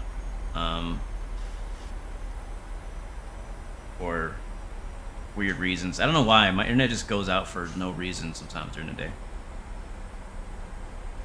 We're at Napoleon Bonaparte Airport. I could say that. I can pronounce that.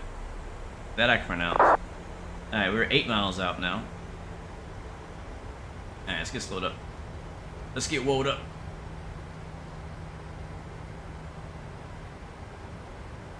Again, lights are on. I do have a question. Is there a bug with the landing lights in the 737? Since the latest update, last night I was doing a test flight in the 7.3, and I noticed that I was not getting any landing lights on the surface.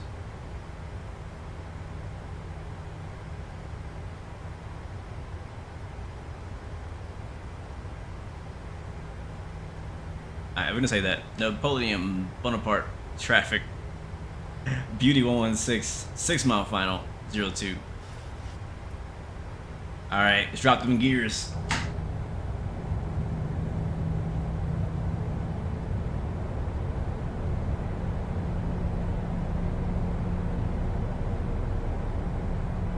Amazing. Using a little bit of speed brake to get us slowed down. We are on the glide slope and on localizer, fully established on the ILS. I got a good eye on it. We're gonna let the plane fly it in a bit. It's quite bumpy. Got a 15. We're expecting a 15 knots. Oh, it's a crosswind. Oh, that's gonna be really interesting. All right, let's bring the speed brakes back out. Landing at 145. I'm gonna do 150 because of that wind. And more flaps.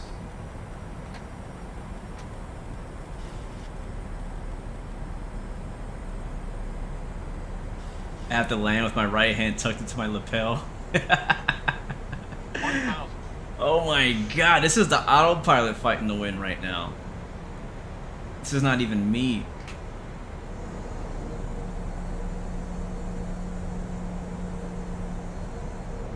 Jeez. Oh, I'm loving this approach. We're gonna be watching this replay a million times. Let me make sure it's recording. It is. Alright, recording is checked. Alright, I think we fly from here. Alright, track IR on, and my controls. Auto throttle, mine. 500. Alright, we're landing. Oh boy. And man, instantly high. Instantly high. 400. Alright, crosswind, 21 knots at the moment coming from the left. 300. Sync rate. Power, power, power, power. Sync rate. Oh my god, it's pushing us so bad.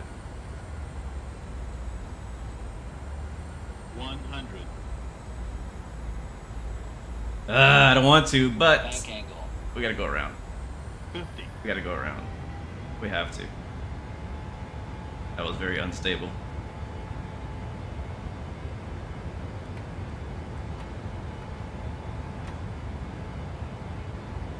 Very unstable.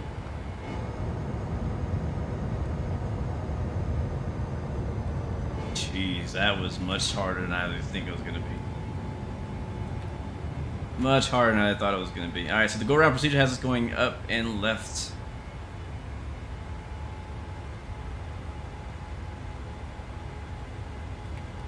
Alright, thank you HP Locks for the go-around checklist. Go-around checklist complete.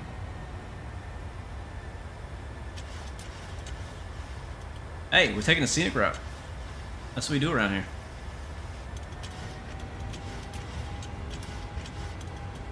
Oh yeah, I should report it.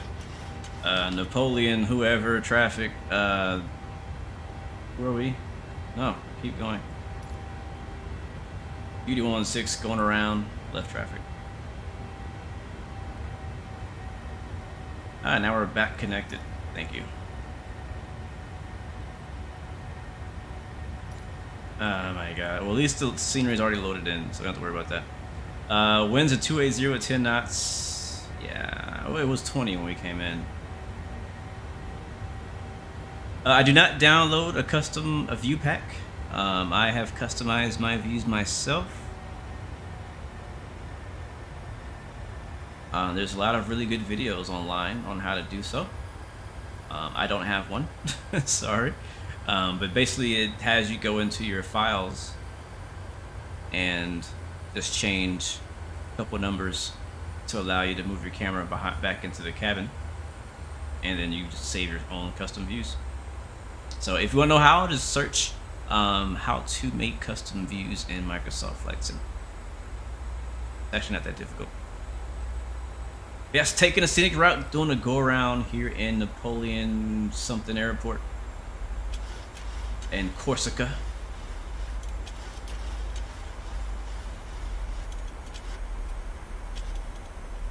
Alright, let's turn these gear off. Yeah, I think it was a good decision, guys. What do you think? I think it was a good decision to go around there because we were extremely unstable. Like, I mean, as soon as I turned autopilot off, we were like in somebody's backyard. As soon as we turned off autopilot. Alright, start making our way back down.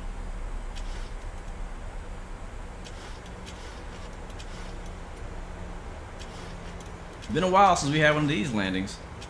I know they did, was it either the sim or the plane updated how it interacts with crosswinds? I think it was both. So I'm finally having to have an opportunity to fight that now. I hadn't had to deal with it yet. Yeah, we have the replay recording all of this, so we'll definitely check out the go round too. Alright, we're descending, which is what we want. We're a little fast. By the way, if you're just joining us, I am using a Honeycomb Bravo Throttle mod by ProDesk Sim.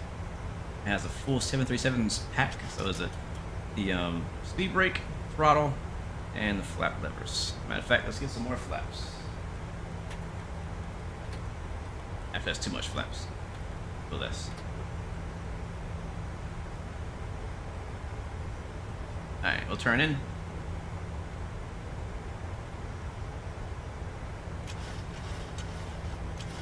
Although, still fast.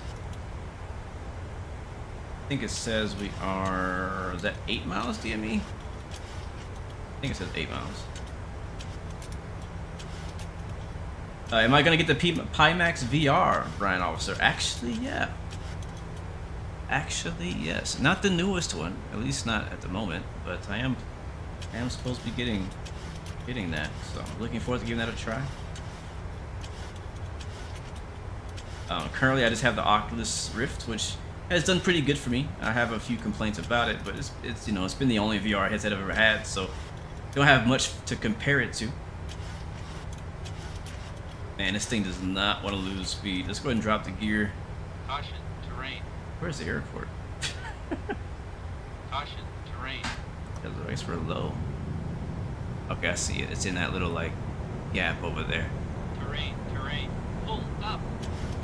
Terrain, terrain. Pull up. Have I done a flight in VR? I've done lots of flights in VRs.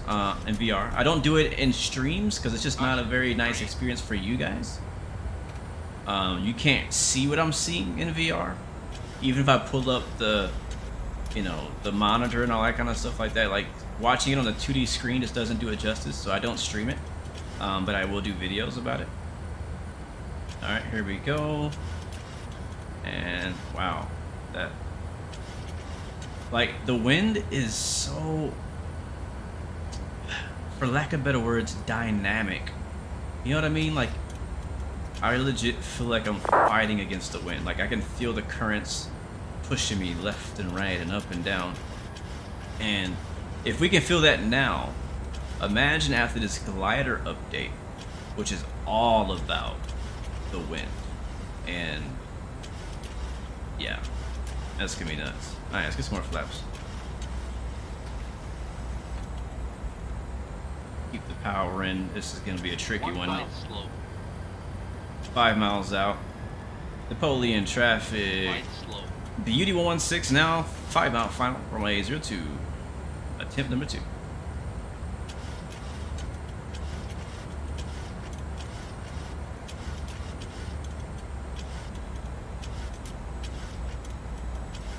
Alright, here comes a glide slope. We gotta get our glide right.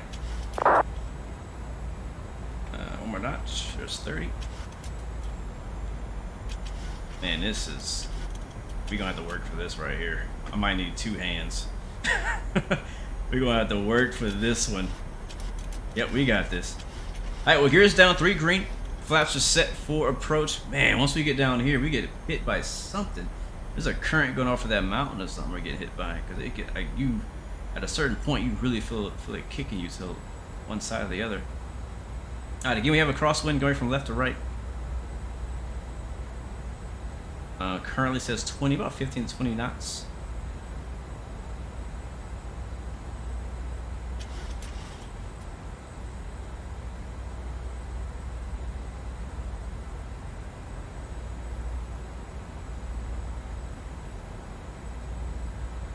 Alright, we're on the glide.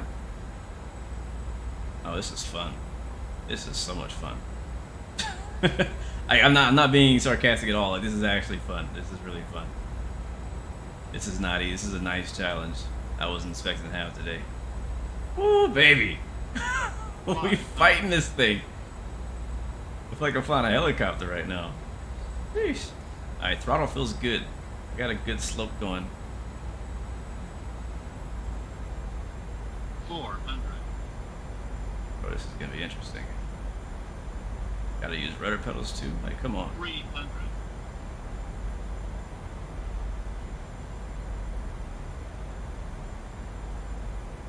200.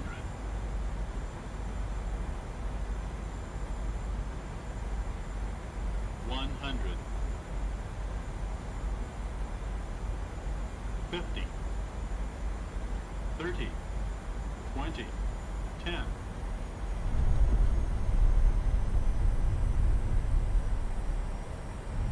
We bounce. I think the right gear came down. We should have put the left gear down first. Did it backwards. There's a nose. Wasn't the best, but we got her down. Reverse. Look at that windsock. Woo! Good stuff. I don't know if it was butter though, but it was good. It was good. Actually, another feature Ladies and that gentlemen, welcome to France. The local time is 4:41 p.m. and it's currently about 70 degrees Celsius. You can now use your mobile devices. Please remain seated until the aircraft has come to a complete stop and the seatbelt sign is turned off. Remember to use caution when opening the overhead bins, as items may have shifted during the flight. We thank you for flying with us, and we hope to see you again soon. Alright, is this a back taxi situation we got going on here? Or what's up? I think it is. I think it's a back taxi situation.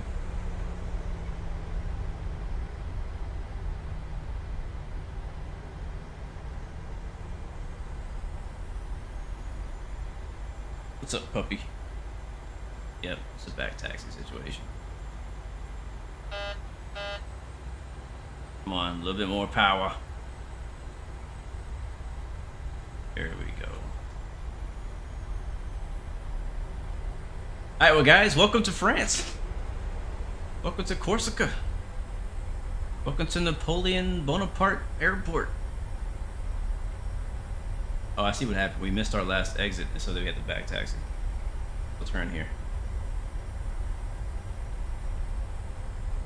Yeah, I mean, it could have been better. That'd be the type of approach I would love to shoot a few times. Because I know that I could have got a better, smoother, more evenly balanced landing. Okay, you're sitting on my track IR, Perry. You're sitting on my headset wire.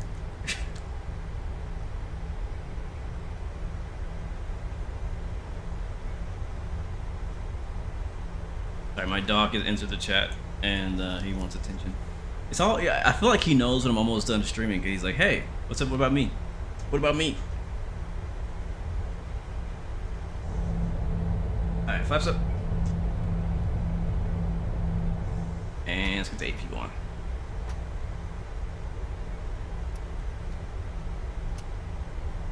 And landing lights off.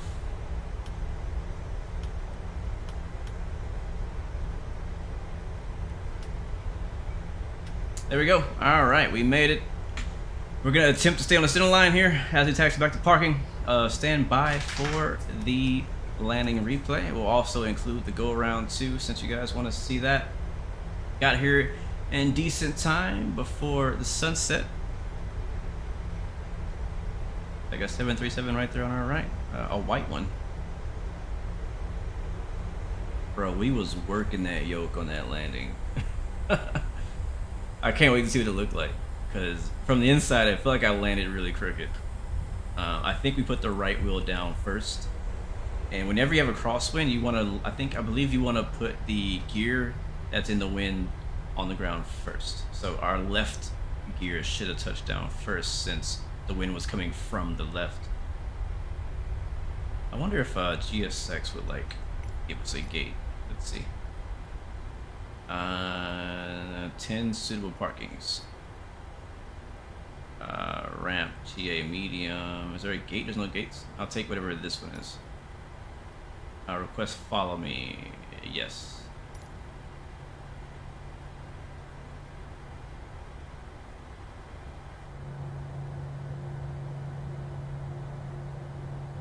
It says follow me is on its way. To where?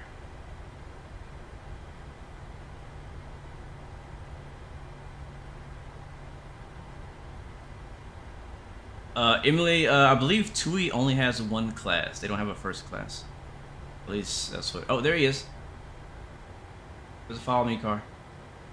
Alright, we've never been here, so we're gonna get some assistance.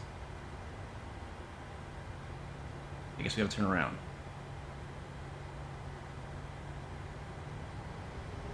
Nope. Alright, let's go.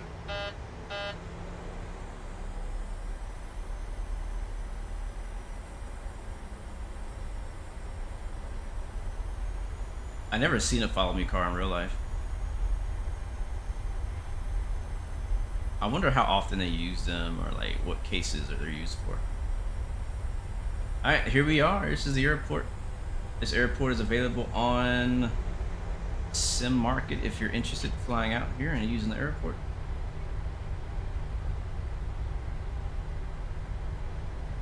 We're parking in the first spot, aren't we? Yep, first spot. Alright, we should get a marshaller too. Alright, thank you for the assistance. Alright, lights off. Don't want to blind the marshal. Yep, I see her. Or he, whichever.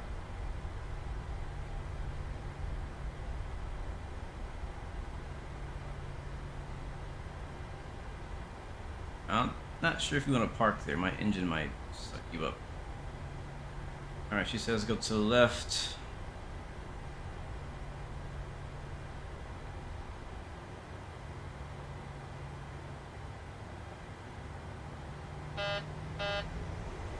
Come on, come on.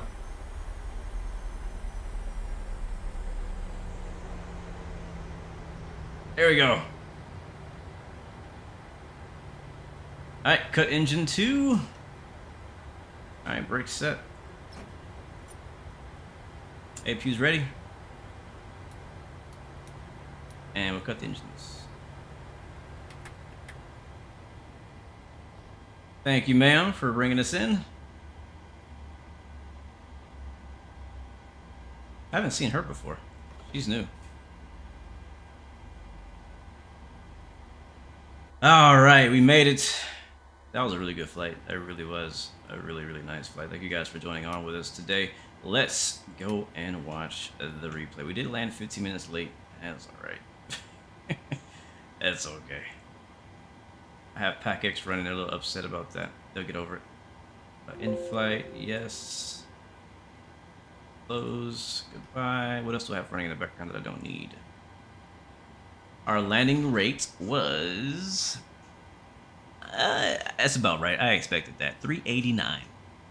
389 was our landing rate. So, well, you know, not particularly butter. We'll watch the replay and see what it visually looked like. But Yeah, I didn't think it was super soft. I could tell by the way it came down and at the rate we came down that it wasn't going to be better. So it's all good. I'm not worried about that at all. Hey, honestly, with what we had to fight there, I'm glad we got on the ground at all. I'm going to disconnect from Vatsim. Save our replay and run it back.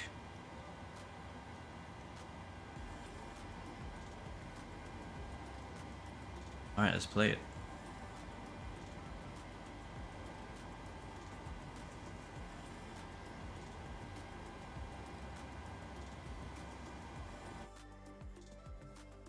Okay. Here we go, play. Alright, cool. As I said, we're using Flight Control Replay for our replay today. It just released a new version called V5. So if you guys want to get that checked out, if you already own the previous version, you get a decent discount on the new one. Do I think the new one is worth the upgrade? Yeah, absolutely. Alright, so let's fast forward. This is going to be our go around. Look at all that rain out there now. Alright, here we go.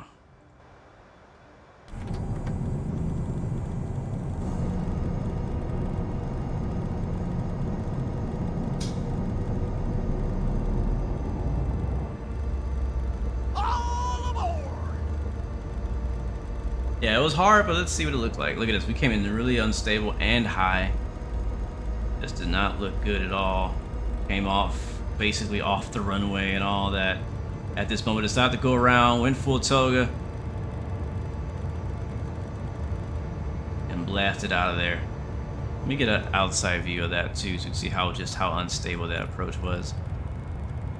Rewind it to more. Oh, look at that view though, man. This is a beautiful area, man. I've never been here. Never been to this island, but this is super dope. And let's go there. Yeah, man, as soon as I turned off that autopilot, man, game was on, bro. Autopilot by itself was struggling to keep us on the approach, which was crazy. When the autopilot is struggling, you know it's real. For real. You know it, you know it, you know it. I wait for my Xbox controller to turn on. So I can go to drone cam.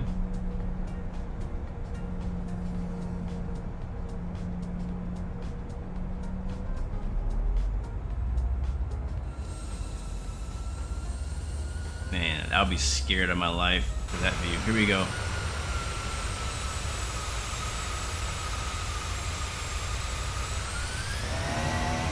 Very windy.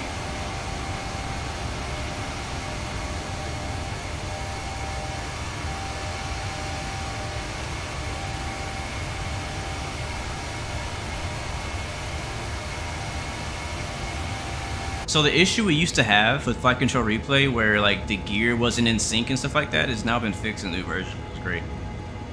Alright, so that was a go around. Now let's go see our actual landing. I'm gonna fast forward.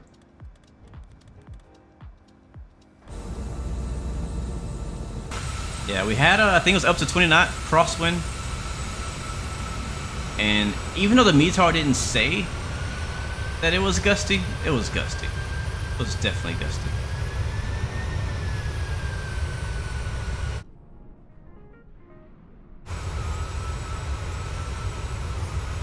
Yeah, just a little wobble there. A little wobble here, a little wobble there. You can see us trying to crab it. Definitely say it was a very difficult landing. Very challenging landing. It's always these like really beautiful destination airports that have these challenging landings. Still, even on our final approach here, still wobbling a lot. You can see the wings wanting to drop on the left and on the right. Trying to fight it, trying to get it back in the center. And oh, we actually touched down on both. We just had a little bit of extra energy. That wind picked us up after we bounced. That was the danger part. So we actually put it down on both the main gear.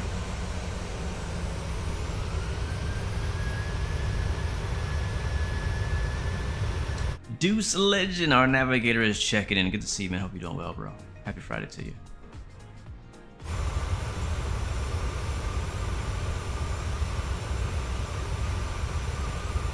Yeah, we're off to the right, trying to account for that.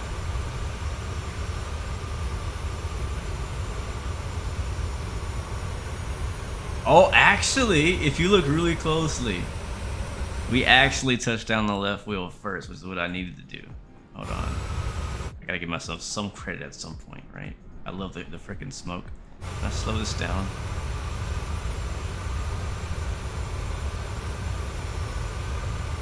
Alright, we're going in slow motion.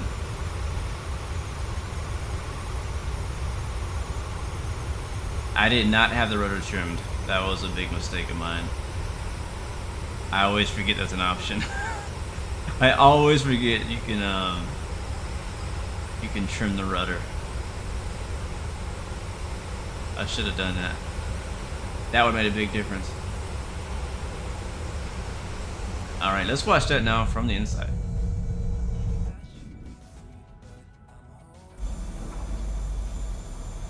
We'll try left. I should do normal pace. I don't do fast speed anymore.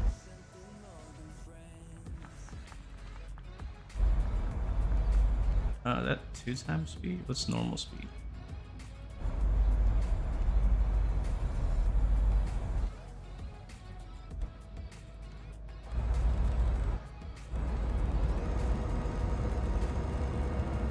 I'm trying to figure out how to get it from going 2 times fast to normal speed.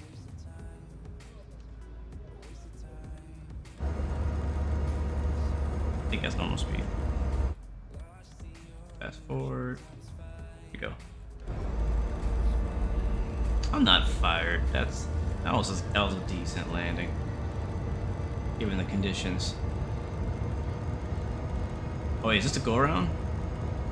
I think this is the go around. Yeah, this is the go around. Alright, let's fast forward then. I don't know how I got that far back. I love that wing view.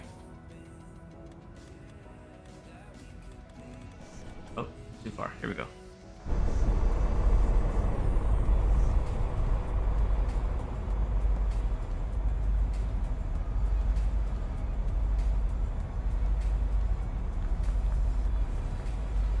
Yeah, I think it's still playing in slow motion.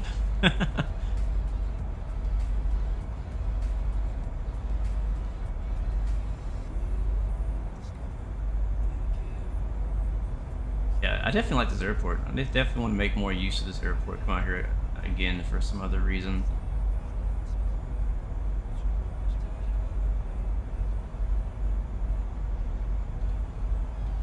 And here we come.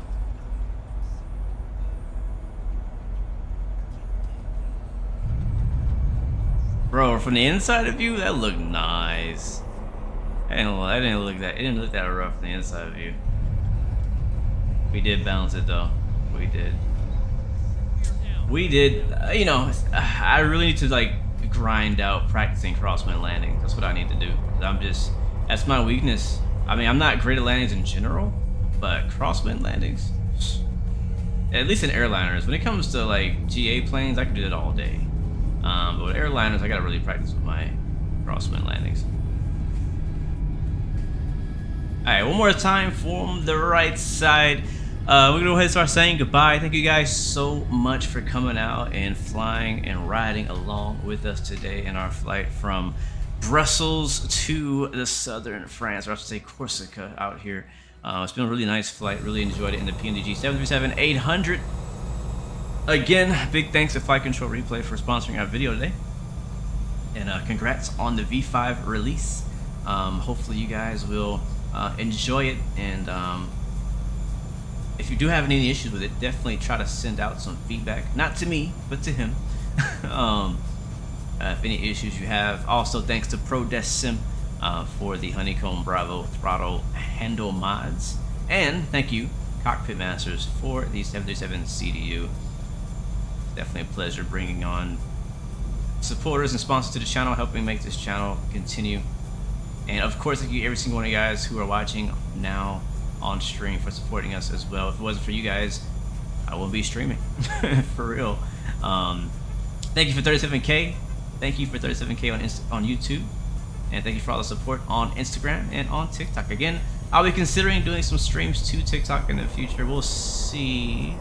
Not for sure, but we'll have to see how that works.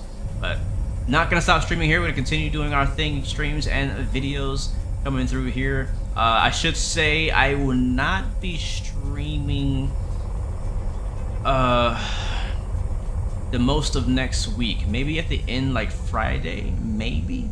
But it's looking like I will not be streaming next week. I'll be traveling, going out of town. So definitely come by Instagram at IamBlueGames to watch my story, and I'll be posting pictures and videos and stuff from my trips on the real flight.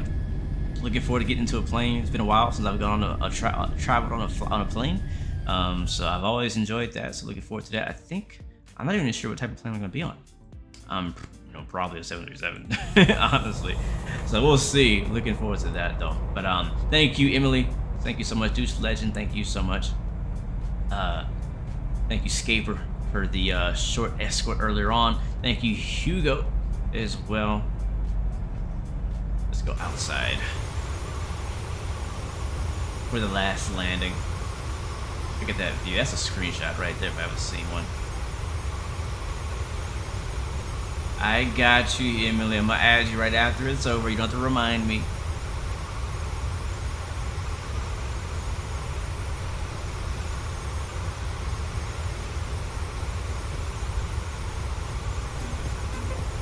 And here it comes. Bit of a float there. Gonna land just after the touchdown zone. Still rocking the wings. And we come down on the left, then the right, then we bounce it, then we float it, then the wind takes over, then we touch down again, and we're fighting the wind on the runway. We're still flying the plane, trying to get it slowed down, get the reversers out, losing the drag. Nose wheel touches down, and we're down here on Corsica, Napoleon Dynamite Island Airport. Thank you so much for watching. It's been fun. It's been dope. I'll see you guys in the next one. Until next time, remember you have 3 choices. Give up, give in, and give it all. You got peace, love, and God bless you. I'll see you guys next time, next video. I am all the way out. Sheesh.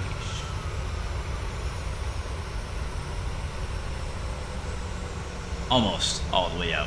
I'm halfway out. Now I'm all the way out. Sheesh. Yeah, I gotta say it like that.